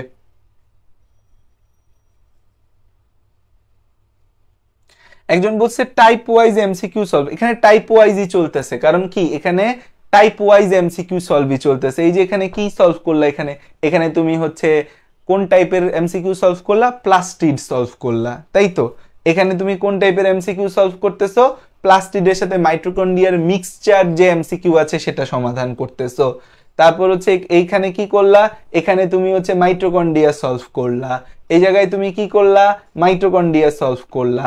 ধাপে ধাপে কিন্তু টাইপ ওয়াইজই আসতেছে। বায়োলজি এর চেয়ে অন্যভাবে কিভাবে টাইপ করা যায় বলো তো, মানে বায়োলজি কি অন্য কোনো ভাবে, মানে এভাবে ছাড়া অন্যভাবে টাইপ করা যায়, মানে লিখে আনা যাইতো যে প্লাস্টিড মাইটোকন্ড্রিয়া, কিন্তু এখানে তো প্রশ্নের মিক্সচার হয়ে যাবে রোহান, কারণ হচ্ছে যে উদ্দীপকগুলো মিক্সচার হিসাবেই থাকবে, কমেন্টগুলা তোমার হচ্ছে যে অপশনগুলো অনেক সময় মিক্সচার হিসাবেই থাকবে।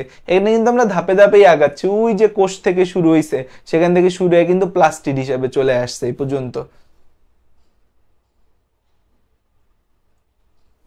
হুম, এই যারা ক্লাস করতেছো তারাই বলো যে আমরা তো টাইপ ওয়াইজই আগাইতেছি, তাই না? আমরা তো টাইপ ওয়াইজই আগাচ্ছি, আমরা কি টাইপ ছাড়া আগাচ্ছি নাকি? এখন এখানে লিখি নাই যে এটা প্লাস্টিড, এটা মাইটোকন্ড্রিয়া, এটা তো টাইপ ওয়াইজই।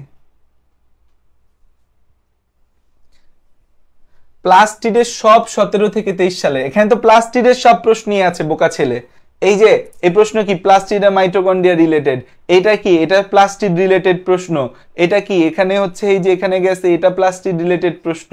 এই যে গেল প্লাস্টিড রিলেটেড প্রশ্ন সব। তো এই যে এখানে হচ্ছে যে মাইটোকন্ড্রিয়া রিলেটেড প্রশ্ন।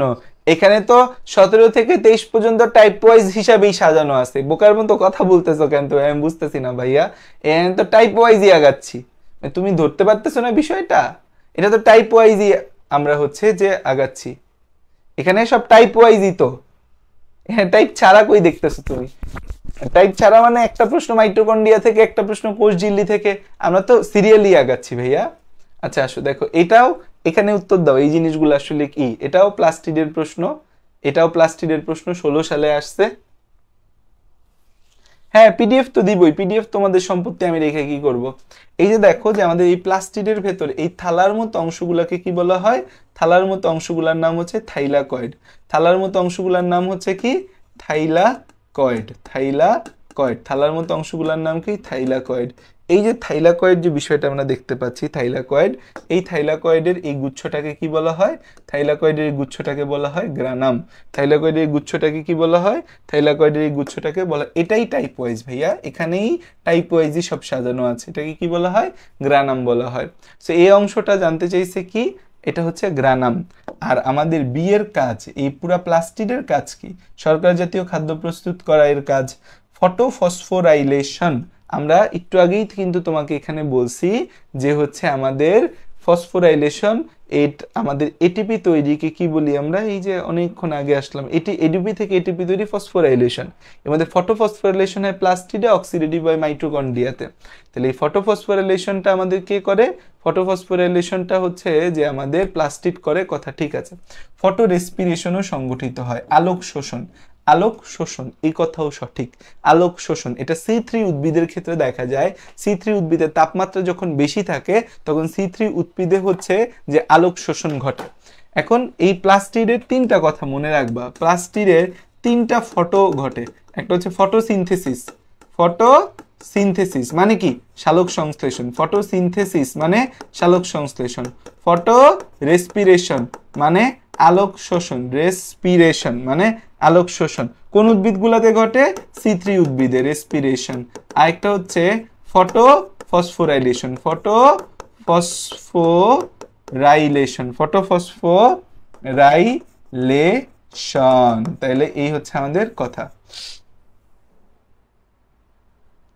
আচ্ছা, এই যে ছবিটা দেখতে পাচ্ছ, এই ছবিটা হচ্ছে কিসের ছবি রে? এই ছবিটা হচ্ছে এই আমাদের হচ্ছে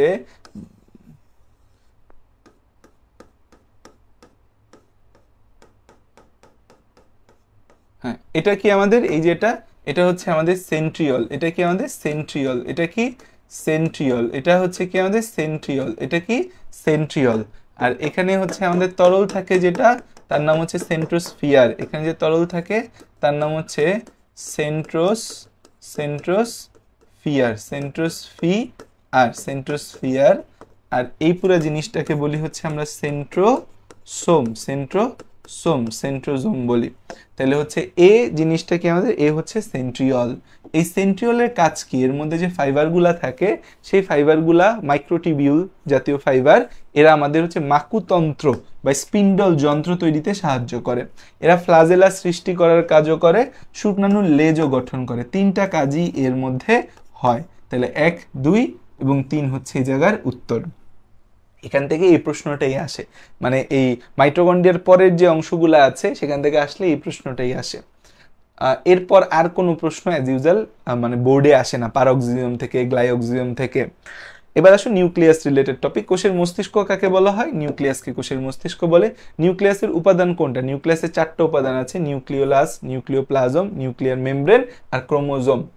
তারপরে প্রশ্ন হচ্ছে কোনটিকে ক্যারিওলিম্ফ নামে পরিচিত? ক্যারিওলিম্ফ হচ্ছে নিউক্লিওপ্লাজমের আরেকটা নাম কি? ক্যারিওলিম্ফ বলি। কোষের মস্তিষ্ক কোনটা? নিউক্লিয়াসকে কোষের মস্তিষ্ক বলা হয়। নিউক্লিয়াস আমাদের হচ্ছে কি, নিউক্লিয়াস যে বিষয়টা দেখা যায়, নিউক্লিয়াস উদ্ভিদ কোষের কেন্দ্রে থাকে। নিউক্লিয়াস কোথায় থাকে? নিউক্লিয়াস হচ্ছে উদ্ভিদ কোষের কেন্দ্রে। নিউক্লিয়াস হচ্ছে আমাদের কি? নিউক্লিয়াস হচ্ছে উদ্ভিদ কোষের কেন্দ্রে আমাদের হচ্ছে নিউক্লিয়াস থাকে। উদ্ভিদ কোষের কেন্দ্রে আমাদের হচ্ছে নিউক্লিয়াস থাকে। কোষ বিভাজনটাও নিয়ন্ত্রণ করে নিউক্লিয়াস। নিউক্লিয়াস থেকে কিন্তু এমআরএনএ তৈরি হয়, তাই না? নিউক্লিয়াসে যে ক্রোমোজোম আছে, ক্রোমোজোম থেকেই কিন্তু এমআরএনএ তৈরি হয়। তাহলে 1, 2, 3 হচ্ছে যে আমরা বলতে পারি। আচ্ছা, এখানে আমি 1, 2, 3 না, প্রথম পয়েন্টটা ভুল। উদ্ভিদ কোষের কেন্দ্রে থাকে না, উদ্ভিদ কোষে তো বড় একটা কোষ গহ্বর থাকে। এটা উদ্ভিদ কোষের কেন্দ্রে থাকে না হবে, উদ্ভিদ কোষের কেন্দ্রে থাকে না, কারণ উদ্ভিদ কোষে বড় একটা কোষ গহ্বর থাকে, উদ্ভিদ কোষে এক পাশে চলে যায়। প্রাণী কোষে নিউক্লিয়াস কেন্দ্রে থাকে। তাহলে 2 এবং 3 হবে এটার উত্তর, 2 এবং 3 হবে উত্তর, 2 এবং 3 হবে। প্রাণী কোষে নিউক্লিয়াস কেন্দ্রে, প্রাণী কোষে নিউক্লিয়াস কেন্দ্রে, আর উদ্ভিদ কোষে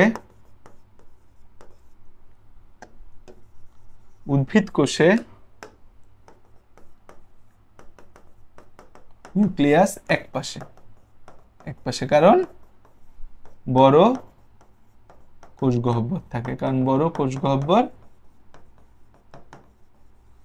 থাকে। কোষে একটা বৃত্তাকার অঙ্গাণু আছে যাকে প্রাণকেন্দ্র বলা হয়, এতে সুতাকৃতির অঙ্গাণু দেখা যায়। এই দুইটা প্রশ্নের উত্তর দাও।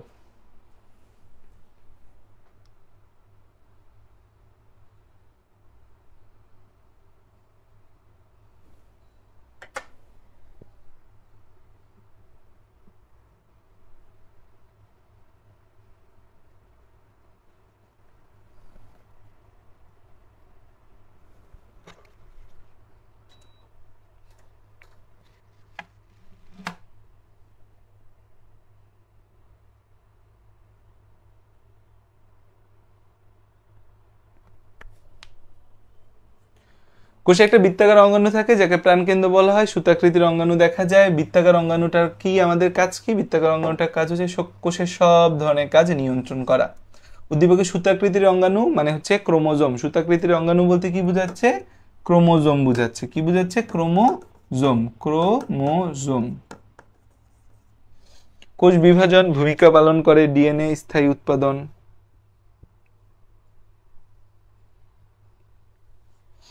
কোষ বিভাজনে ভূমিকা পালন, ডিএনএর স্থায়ী উৎপাদন, তারপর হচ্ছে আমাদের বংশগতির ধারক বাহক 1 2 3 হবে এটা।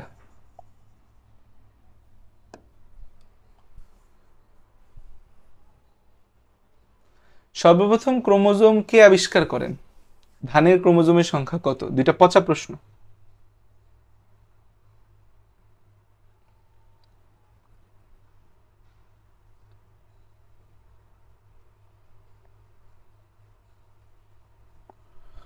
সর্বপ্রথম ক্রোমোজোম দেখেন হচ্ছে বিজ্ঞানী স্টার্স বার্জার।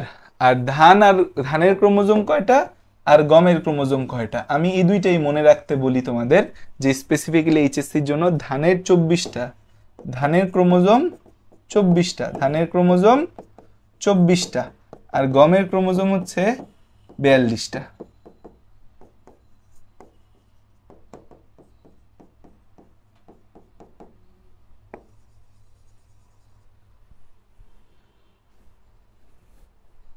কোনটা পাইরিমিডিন বেস? এখানে দেখা যাচ্ছে কোনটা পাইরিমিডিন বেস, কোনটা পাইরিমিডিন বেস।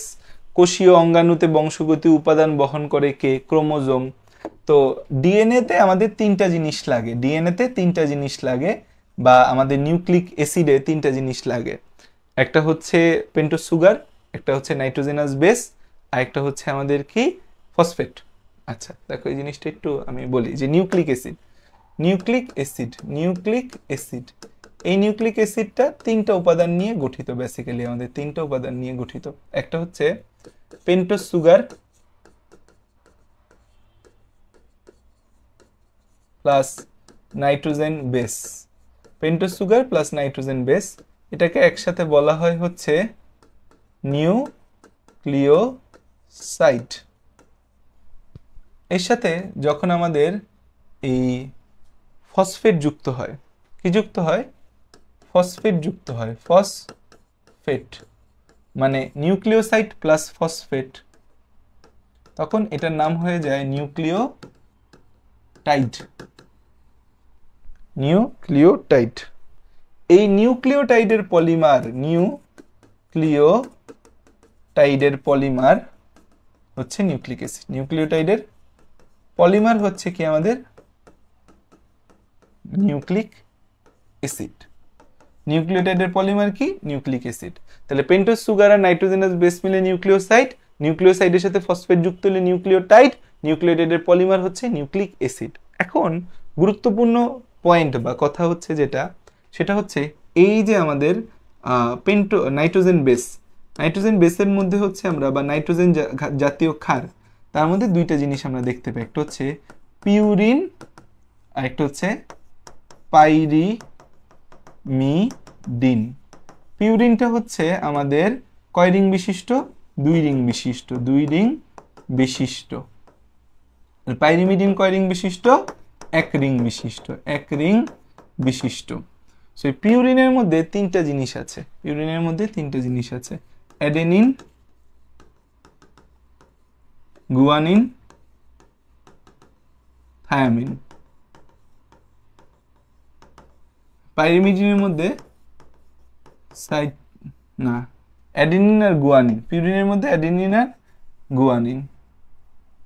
আর পাইরিমিডিনের মধ্যে হচ্ছে আমাদের সাইটোসিন, থায়ামিন, ইউরাসিল। ওকে, এখন আমার প্রশ্ন আসছে যে পাইরিমিডিন বেস, পিউরিন, পাইরিমিডিন, পাইরিমিডিনের মধ্যে সাইটোসিন, অ্যাডেনিন, থায়ামিন তো হবে না, সাইটোসিন আর ইউরাসিল, এই 2টা পাইরিমিডিন বেসের মধ্যে আসে। ভুল বললাম নাকি আমি?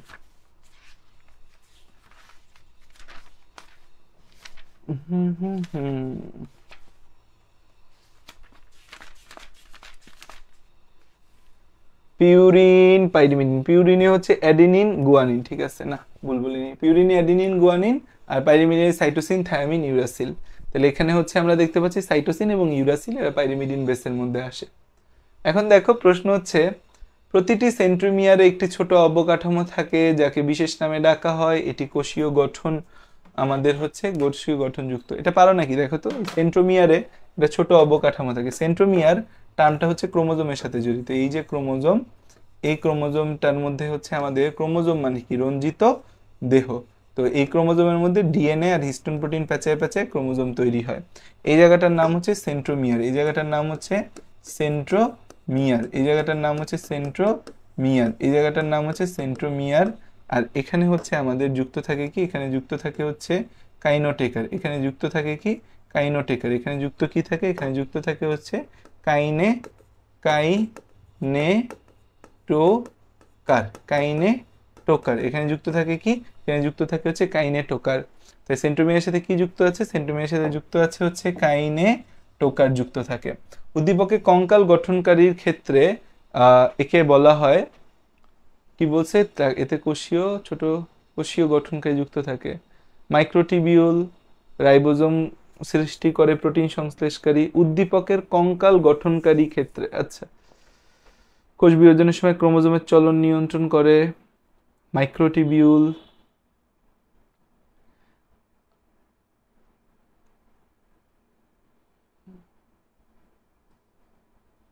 প্রশ্নটা একটু অসম্পূর্ণ টাইপের প্রশ্ন, উপরেরটা ঠিক আছে। কোষীয় কঙ্কাল গঠনকারী ক্ষেত্রে একে বলা হয় মাইক্রোটিবিউল। আচ্ছা, মাইক্রোটিবিউল এবং হচ্ছে আমরা কোষ বিভাজনে ক্রোমোজোমের চলন নিয়ন্ত্রণ করে 1 এবং 3, এই দুইটা উত্তর হবে। কারণ এখানে এই কাইনোটেকার যে আছে, এই কাইনোটেকারটার কথা বলতেছে, কাইনোটেকারটা বুঝাইতে চাইতেছে। ঠিক আছে, কাইনোটেকারটা মাইক্রোটিবিউল আসলে, এবং এটা হচ্ছে মাইক্রোটিবিউল কোষ ক্রোমোজোম চলন নিয়ন্ত্রণ করে। আচ্ছা, গ্লাইকোক্যালিক্স গঠিত হয় কোন উপাদান নিয়ে? গ্লাইকোক্যালিক্স দুইটা জিনিস নিয়ে গঠিত, একটা গ্লাইকোপ্রোটিন আর একটা হচ্ছে গ্লাইকোলিপিড নিয়ে। আর গ্লাইকোক্যালিক্স থেকে আমি একটা ইম্পর্টেন্ট কথা বলতে চাই, সবসময় মনে রাখবা, এটা হচ্ছে সেল রিকগনাইজার হিসেবে কাজ করে। সেল রিকগনাইজার সেল রিকগনাইজার হিসেবে কাজ করে। কি হিসেবে কাজ করে? সেল রিকগনাইজার হিসেবে কাজ করে। ডিএনএ এর মনোমারকে কি বলা হয়? ডিএনএ এর মনোমার। আচ্ছা দেখো, ডিএনএ আমরা কি বলছি, ডিএনএ হচ্ছে কিন্তু একটা, এই নিউক্লিওটাইডের পলিমার হচ্ছে নিউক্লিক অ্যাসিড, নিউক্লিওটাইডের পলিমার হচ্ছে nucleic acid. So nucleic acid হচ্ছে ডিঅক্সি রাইবো নিউক্লিক অ্যাসিড আছে, রাইবো নিউক্লিক অ্যাসিড আছে, এরা বেসিক্যালি পলিমার। এরা বেসিক্যালি কার মনোমার? এর মনোমারটা কি? নিউক্লিওটাইড হচ্ছে এর মনোমার, নিউক্লিওটাইড হচ্ছে এর মনোমার। সো ডিএনএ এর মনোমার হচ্ছে deoxy ribo nucleotide, deoxy ribo নিউক্লিওটাইডের polymer deoxy ribo nucleotide deoxy ribo nucleotide এর পলিমার হচ্ছে কি? এর পলিমার হচ্ছে ডিএনএ, এর পলিমার হচ্ছে DNA, deoxy ribo nucleic acid. আর শুধু রাইবো নিউক্লিওটাইড এর পলিমার হচ্ছে কি? পলিমার হচ্ছে আরএনএ। এর পলিমার কি? এর পলিমার হচ্ছে আরএনএ। ওকে, কোনটি মাস্টার মলিকুল নামে পরিচিত? মাস্টার মলিকুল নামে পরিচিত হচ্ছে ডিএনএ। ডিএনএটা আমাদের কি হিসেবে পরিচিত? মাস্টার মলিকুল হিসেবে ডিএনএ পরিচিত। আচ্ছা, এই যে ছবিটা দেখতে পাচ্ছ, এই ছবিটার মধ্যে তুমি দেখো, এটা আমাদের যে সুগার আছে, পেন্টোজ সুগার। পেন্টোজ সুগার দুই টাইপের পাওয়া যায়। পেন্টোজ সুগার একটাকে বলি হচ্ছে আমরা রাইবোজ সুগার, আরেকটার নাম হচ্ছে ডিঅক্সি রাইবোজ সুগার। একটার নাম হচ্ছে রাইবোজ সুগার, আরেকটার নাম হচ্ছে deoxy ribose sugar. Deoxy ribose sugar, deoxy ribose sugar, ribose sugar এবং deoxy ribose sugar. So deoxy ribose সুগারের স্পেশালিটি হচ্ছে এরা প্রত্যেকে, পেন্টোজ সুগার মানে হচ্ছে 5 কার্বন বিশিষ্ট। ডিঅক্সি রাইবোজ সুগার 2 নং কার্বনে অক্সিজেন থাকে না, অক্সিজেন থাকে না, এটা হচ্ছে স্পেশালিটি। এই যে দেখো 2 নম্বর কার্বনে অক্সিজেন নাই, তার মানে এটা কি আমাদের deoxy ribose sugar, deoxy ribose sugar. তাহলে এই ডিঅক্সির ছোট টার্ম যেটা আছে সেটা উত্তর হবে। আর এখানে কি আছে? অ্যাডিনিন যুক্ত আছে, অ্যাডিনিন যুক্ত আছে। এটা কি? এটা হচ্ছে আমাদের ফসফেট। এটা কি? ফসফেট বা ফসফরিক অ্যাসিড, ফসফেট নাম বললেই ভালো। তো এটা আমাদের আসলে কি একটা, এই যে আমাদের পেন্টোজ সুগার, সেই পেন্টোজ সুগারের সাথে হচ্ছে যে আমাদের কি যুক্ত আছে? একটা অ্যাডিনিন যুক্ত আছে, এবং এখানে আমরা দেখতে পাচ্ছি একটা ফসফেট যুক্ত আছে। এখন এখানে 3টা টার্মিনোলজি আসে, এই ডিএএমপি, ডিএডিপি, ডিএটিপি, 3টা টার্মিনোলজি আসে আমাদের, খেয়াল করো। একটা হচ্ছে এএমপি, ডিএডিপি, ডিএটিপি। তো এমপি মানে হচ্ছে deoxy adenosine monophosphate, phosphate, phosphate. Deoxy adenosine diphosphate, deoxy adenosine triphosphate. তো এই তিনটা টার্মিনোলজি বেসিক্যালি হচ্ছে আমাদের ক্ষেত্রে আসে, এই দুইটা টার্মিনোলজি হচ্ছে আমাদের বেসিক্যালি এখানে আসে। তো ফসফেট কয়টা যুক্ত আছে সেটার উপর ভিত্তি করে হচ্ছে যে আমরা নামকরণ করি। ফসফেট কয়টা যুক্ত আছে সেটার উপর ভিত্তি করে হচ্ছে যে আমরা নামকরণ করি যে হচ্ছে এটা কি মনোফসফেট, ডাইফসফেট নাকি ট্রাইফসফেট। তো বেসিক্যালি হচ্ছে এখানে যে ছবিটা দেখা যাচ্ছে এটা হচ্ছে একটা মনোফসফেট, কারণ এখানে একটা ফসফেট দেখতে পাচ্ছি। সো এটা deoxy adenosine monophosphate, deoxy adenosine monophosphate. এটা একটা উদ্দীপকের যৌগটি দ্বারা সৃষ্ট জৈব অ্যাসিড যে ডিএনএ হয়, সেই ডিএনএটা ডাবল হেলিক্স যুক্ত, ইয়েস ডাবল হেলিক্স যুক্ত, মাস্টার মলিকিউল নামে পরিচিত। জেনেটিক কোডন বহন করে না, জেনেটিক কোডন বহন করে হচ্ছে কারা, জেনেটিক কোডন বহন করে হচ্ছে mRNA not DNA, mRNA not DNA. DNA কিন্তু জেনেটিক কোডন বহন করে না। 1-3। আচ্ছা, যে এমসিকিউ গুলো পড়াই দিতেছি না এখান থেকে মেজরিটি কমন আসবে, এটা মাথায় রেখো। সো এই এমসিকিউ গুলো ভালো করে দেখো কিন্তু। আচ্ছা, এখানে একটা ছবি দেওয়া আছে, এই ছবিটা আমাদের কি, এই ছবিটা হচ্ছে আমাদের একটা নাইট্রোজেন দেখতে পাচ্ছি আমরা, এই জায়গাগুলো আমাদের নাইট্রোজেন দেখতে পাচ্ছি, যে nitrogen nitrogen nitrogen nitrogen nitrogen. So এটা হচ্ছে একটা নাইট্রোজেন গঠিত ক্ষার, এটা কি একটা নাইট্রোজেন গঠিত ক্ষার, নাইট্রোজেন গঠিত ক্ষার। এই যে নাইট্রোজেন গঠিত ক্ষার আছে, এই নাইট্রোজেন গঠিত ক্ষারটা আমাদের 2 রিং বিশিষ্ট, রিং 1 রিং 2। তাহলে এটা পিউরিন, এটা কি পিউরিন, এটা কি পিউরিন। পিউরিনে 2টা আছে, অ্যাডেনিন আর হচ্ছে গুয়ানিন, অ্যাডেনিন আর হচ্ছে গুয়ানিন, এই 2টা আমাদের রয়েছে, অ্যাডেনিন এবং গুয়ানিন, এই 2টাই হচ্ছে আমাদের পিউরিন। অ্যাডেনিনও আমাদের পিউরিন, গুয়ানিনও আমাদের পিউরিন। এখন এই 2টার মধ্যে আসলে চেনার উপায়টা কি, কোনটা আসলে কি, কেমনে আমরা চিনব? অ্যাডেনিনের সাথে হচ্ছে আমাদের 6 নম্বর কার্বনে, অ্যাডেনিনের ক্ষেত্রে 4 নম্বর কার্বনে, অ্যাডেনিনে আমরা উপরে NH2 দেখব। অ্যাডেনিনের ক্ষেত্রে এটা মনে রেখে দাও, ভাইয়া বলে দিচ্ছি মনে রাখো। অ্যাডেনিনের ক্ষেত্রে এই যে উপরে NH2 দেখতে পাচ্ছি না, এই NH2 দেখা মনে পড়বে এটা হচ্ছে অ্যাডেনিন, অ্যাডেনিন। আর এরকম 2টা রিং যদি দেখো, এই একটা রিং, তুমি হচ্ছে এই এক রিং, তারপর হচ্ছে দেখলা এই আরেক রিং নাইট্রোজেন গঠিত ক্ষারের, এই উপরে হচ্ছে যে অক্সিজেন দেওয়া, উপরে অক্সিজেন দেওয়া, তাহলে মনে রাখবা গুয়ানিন হবে, তাহলে মনে রাখবা গুয়ানিন হবে। দেখো এখান থেকে কিন্তু প্রশ্ন আসতেছে, এই জিনিসগুলা কিন্তু অ্যাজ ইউজুয়াল আমরা পড়ি না, এই সংকেতগুলা কিন্তু সাধারণত আমরা তোমাদের শিখাই না, কারণ এই সংকেতগুলো তোমাদের লাগে না। কিন্তু দেখো 23 সালে ময়মনসিংহ বোর্ডে এখান থেকে কিন্তু প্রশ্ন দিয়েছে।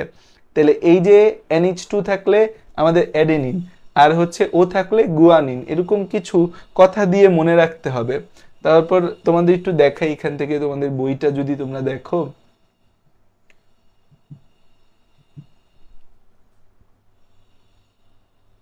এগুলা তো লাস্টের দিকে আছে আমাদের, তাই না, অ্যাডেনিন গুয়ানিন।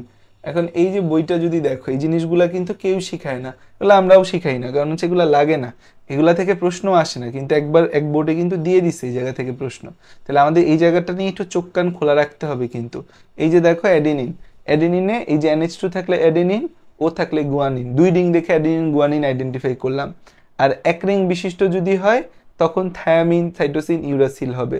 এই উপরে ও থাকলে, উপরে ও দিয়ে 2টা হয়, থায়ামিন আর ইউরাসিল হয়, আর NH2 দিয়ে সাইটোসিন হয়। তাহলে আবার হচ্ছে যে থায়ামিন এবং ইউরাসিলের ক্ষেত্রে পার্থক্য, ডিমার্কেশন তোমাকে মনে রাখতে হবে, যে থায়ামিনে এখানে CH3 আছে, ইউরাসিল এখানে CH3 নাই। সো এই ছবিটা একটু ভালো করে খেয়াল করতে হবে। এই জায়গা থেকে কিন্তু একটা প্রশ্ন দিয়ে দিল, দেখছো, এখান থেকে একটা প্রশ্ন কিন্তু দিয়ে দিছে।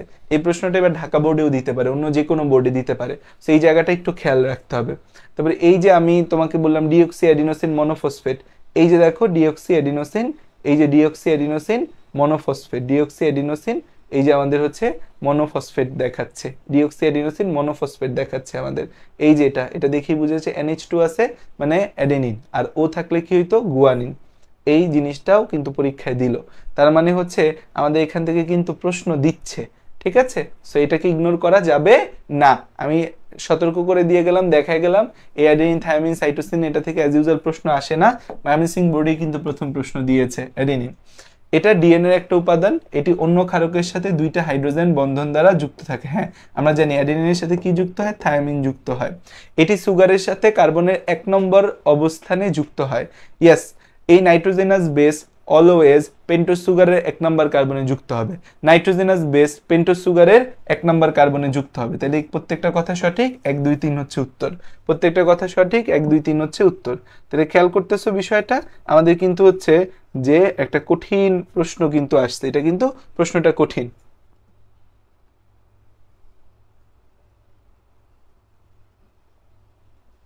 আচ্ছা একজন বলছে যে ভাইয়া তার কমেন্ট দেখতে বলতেছে যে আমি পড়াশোনায় ফোকাস করছিলাম কিন্তু আমি এখন আর পড়তে পারতেছি না, এত আন্দোলন দেখে মনে হচ্ছে অটো পাস হবে, ভাইয়া প্লিজ কিছু বলেন। দেখো অটো পাস তোমাকে দিল, যাও তোমার অটো পাস দিল, তাও তুমি যদি পড়ালেখা না করো তাহলে কি তোমার অ্যাডমিশনে অটো অ্যাডমিশন দিবে? তো এই যে পড়তেছো এটাকে তুমি এইচএসসি এন্ড অ্যাডমিশন দুইটার জন্য পড়া মনে করো।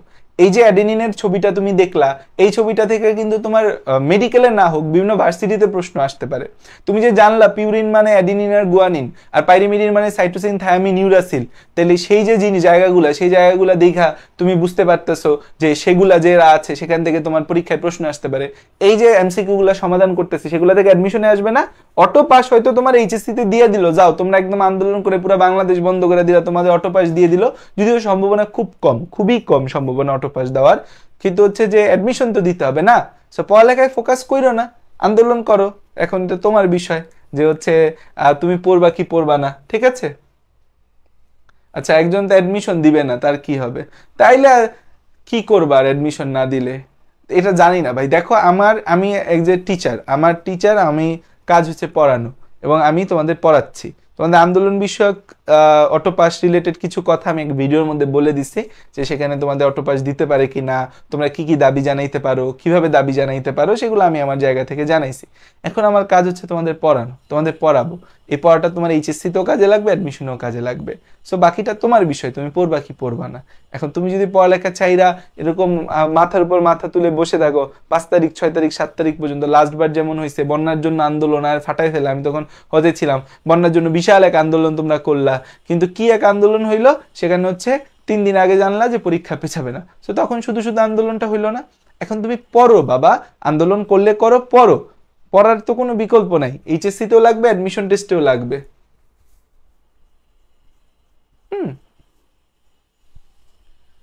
আমার কথা পড়তে হবে, কি হলো ওইটা পরের হিসাব ভাই। আসো সামনে যাই, এখানে আরেকটা ছবি দেখা যাচ্ছে, এই ছবিটা দেখে বলো তো এটা কি? এখানে এ দিয়ে লেখা দিছে, এটা হচ্ছে অ্যাডেনিন।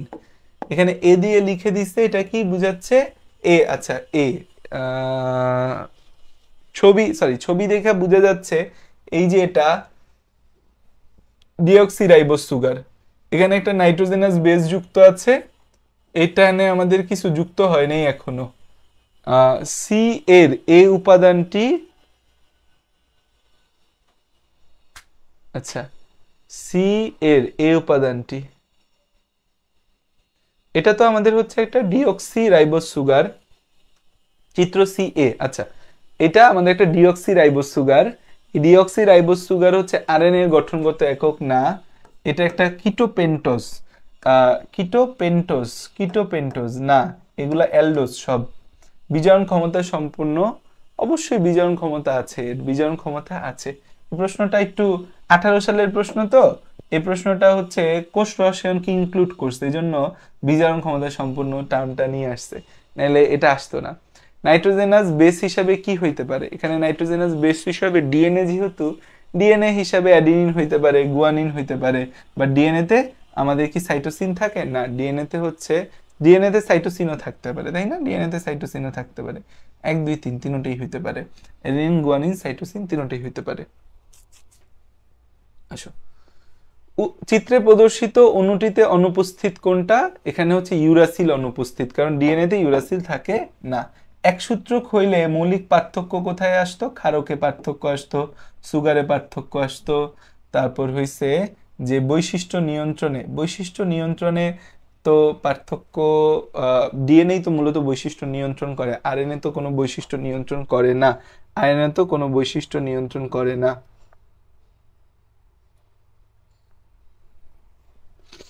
করে না, কিন্তু বলা যায় যে দুইটার মধ্যে তো বৈশিষ্ট্য নিয়ন্ত্রণেও একটা পার্থক্য আছে, 1 2 3।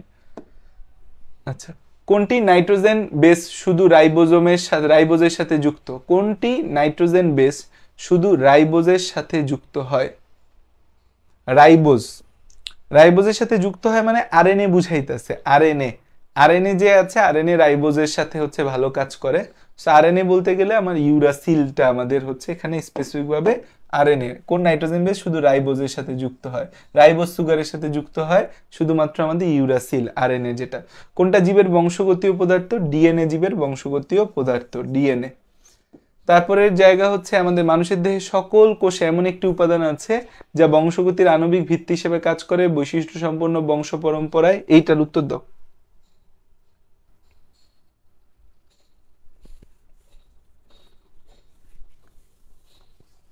আচ্ছা, বলছে মানুষের দেহে সকল কোষে এমন একটা উপাদান আছে যা বংশগতির আণবিক ভিত্তি হিসেবে কাজ করে, বৈশিষ্ট্য বংশ পরম্পরায় নিয়ন্ত্রণ করে। এটা ডিএনএ বুঝাচ্ছে।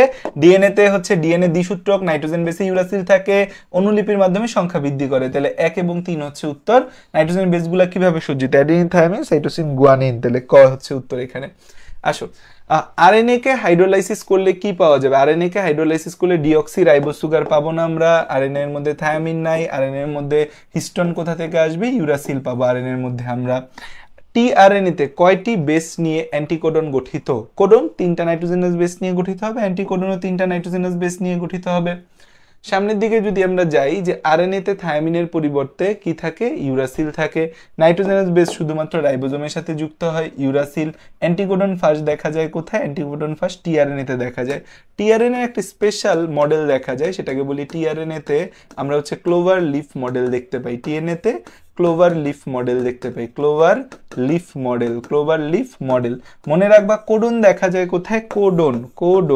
কোডন দেখা যায় হচ্ছে এমআরএনএ তে, কোডন দেখা যায় হচ্ছে এমআরএনএ তে। আর হচ্ছে অ্যান্টিকোডন দেখা যায় হচ্ছে টিআরএনএ তে। ঠিক আছে, এই যে ছবিটা দেখা যাচ্ছে পাতার মতো, এটা হচ্ছে টিআরএনএ।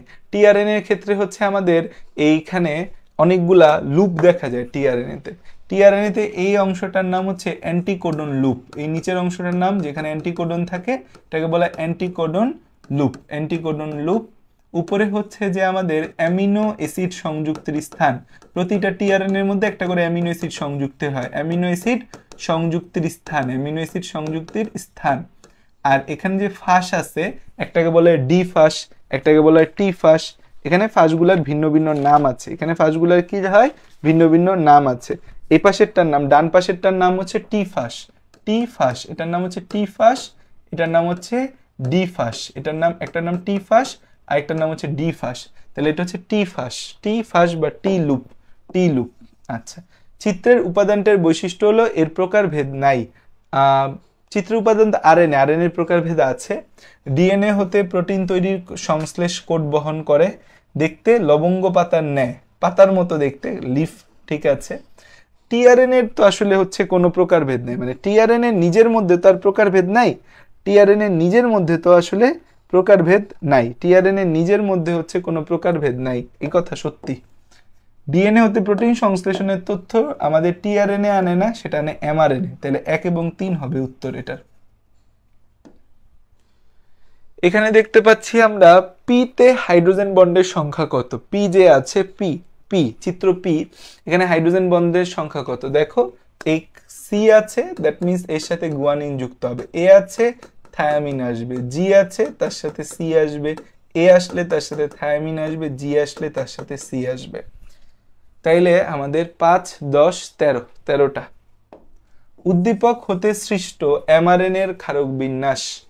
এখান থেকে আমাদের হচ্ছে যে এমআরএনএ যেটা তৈরি হবে সেটার ক্ষারক বিন্যাস বলতে বলছে।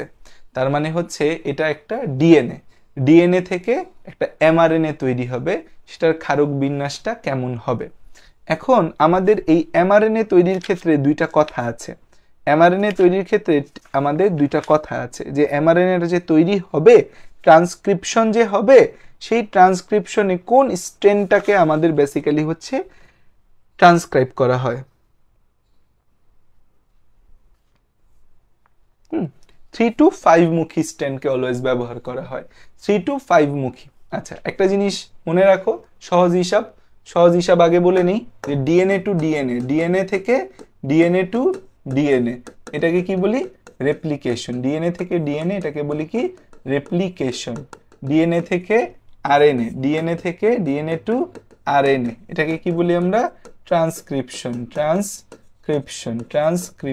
ট্রান্সক্রিপশন। আরএনএ টু প্রোটিন, এটাকে কি বলি আমরা? ট্রান্সলেশন। আরএনএ থেকে প্রোটিন, এটাকে কি বলি আমরা? এটাকে বলি হচ্ছে আমরা ট্রান্সলেশন। আরএনএ থেকে প্রোটিন, এটাকে কি বলি আমরা? এটাকে বলি হচ্ছে ট্রান্সলেশন। আরএনএ থেকে প্রোটিন, এটাকে বলি হচ্ছে আমরা ট্রান্সলেশন। আরএনএ থেকে প্রোটিন, এটাকে বলি ট্রান্সলেশন। আচ্ছা, এখন আমাদের হচ্ছে যে এই ডিএনএ টু এমআরএনএ তৈরির সময় যে কোনো একটা স্ট্র্যান্ডকে তোমার হচ্ছে কপি করা হয়। এখানে বেসিক্যালি হচ্ছে 3 to 5 যে স্ট্র্যান্ডটা থাকে, এই 3 to 5 স্ট্র্যান্ডটা আছে, এটাকেই হচ্ছে ট্রান্সক্রাইব করা হয়। এটাকেই কি করা হয়? ট্রান্সক্রাইব করে। আর এটাকেই হচ্ছে আমরা অ্যান্টিকোডন স্ট্যান্ড বলা হয়। এটা হচ্ছে কোডিং স্ট্যান্ড, এটা অ্যান্টিকোডিং স্ট্যান্ড। এটার মধ্যে কোডন আছে, এটার মধ্যে কোডন নাই, কিন্তু কোডনের বিপরীত স্ট্যান্ড এটা। তো এটাকে যদি আমরা হচ্ছে কোড করি, এই 3 to 5 যেটা আছে, 3 to 5 কে যদি কোড করি, CAG আছে। সো এখান থেকে যে এমআরএনএটা পাবো আমরা, সেটা হবে হচ্ছে 3' to 5' ডিরেকশনে হবে। তো আমরা 3' to 5' কে হচ্ছে কোড করে 5' to 3' একটা স্ট্যান্ড পাইলাম। 5' to 3' পাবো, 5' to 3' পাবো। সো কি পাবো এখানে? সি এর জায়গায় পাবো হচ্ছে থায়ামিন আর সাইটোসিন বসতো, তো এটা কে বসবে? এখানে তো থায়ামিন আসবে না, ইউরাসিল আসবে। সাইটোসিন আর গুয়ানিন বসতো, এখানে গুয়ানিন বসবে, এখানে ইউরাসিল আসবে, এখানে গুয়ানিন আছে, সাইটোসিন বসবে, এখানে ইউরাসিল আসবে, এখানে সাইটোসিন বসবে। তাইলে হচ্ছে GUCUC, এটা হচ্ছে আমাদের ক্ষারক বিন্যাস। পারছো এটা পারছে পোলাপান? কয়জন পারছে এটা কয়জন পারছে? এটা অল্প কিছু মানুষ পারছে, বেশিরভাগ বাচ্চাই কিন্তু এটা পারো নাই। সো মূলত আমাদের ডিএনএ থেকে এমআরএনএ তৈরির সময় আমাদের কোন স্ট্র্যান্ডটাকে ট্রান্সক্রাইব করা হয়? 3 to 5' মুখী ছাঁচ ডিএনএ স্ট্র্যান্ড ব্যবহার করে 5' to 3 মুখী এমআরএনএ তৈরি করা হয়। আচ্ছা, এ আর বি প্রক্রিয়া কোনটা কোথায় হয়? ডিএনএ থেকে এমআরএনএ থেকে প্রোটিন। আমাদের প্রথমটা হয় হচ্ছে নিউক্লিয়াসে, পরেরটা হয় রাইবোজোমে। এই আমাদের এই দুইটা প্রসিডিউর হচ্ছে নিউক্লিয়াস, আর এইটা হয় হচ্ছে রাইবোজোমে। কারণ প্রোটিন তৈরির স্থান কোথায়? প্রোটিন তৈরির স্থান রাইবোজোম। প্রোটিন তৈরির স্থান কোথায়? প্রোটিন তৈরির স্থান রাইবোজোম। উদ্দীপকের প্রক্রিয়ার ক্ষেত্রে কোনটি সঠিক? এই প্রক্রিয়ায় প্রাইমার তৈরি হয়। প্রাইমার তৈরির বিষয়টা শুধুমাত্র রেপ্লিকেশনের ক্ষেত্রে। প্রাইমারটা কোথায় হয়? রেপ্লিকেশনে হয়, আর কোথাও প্রাইমার আমরা পাই না, রেপ্লিকেশন।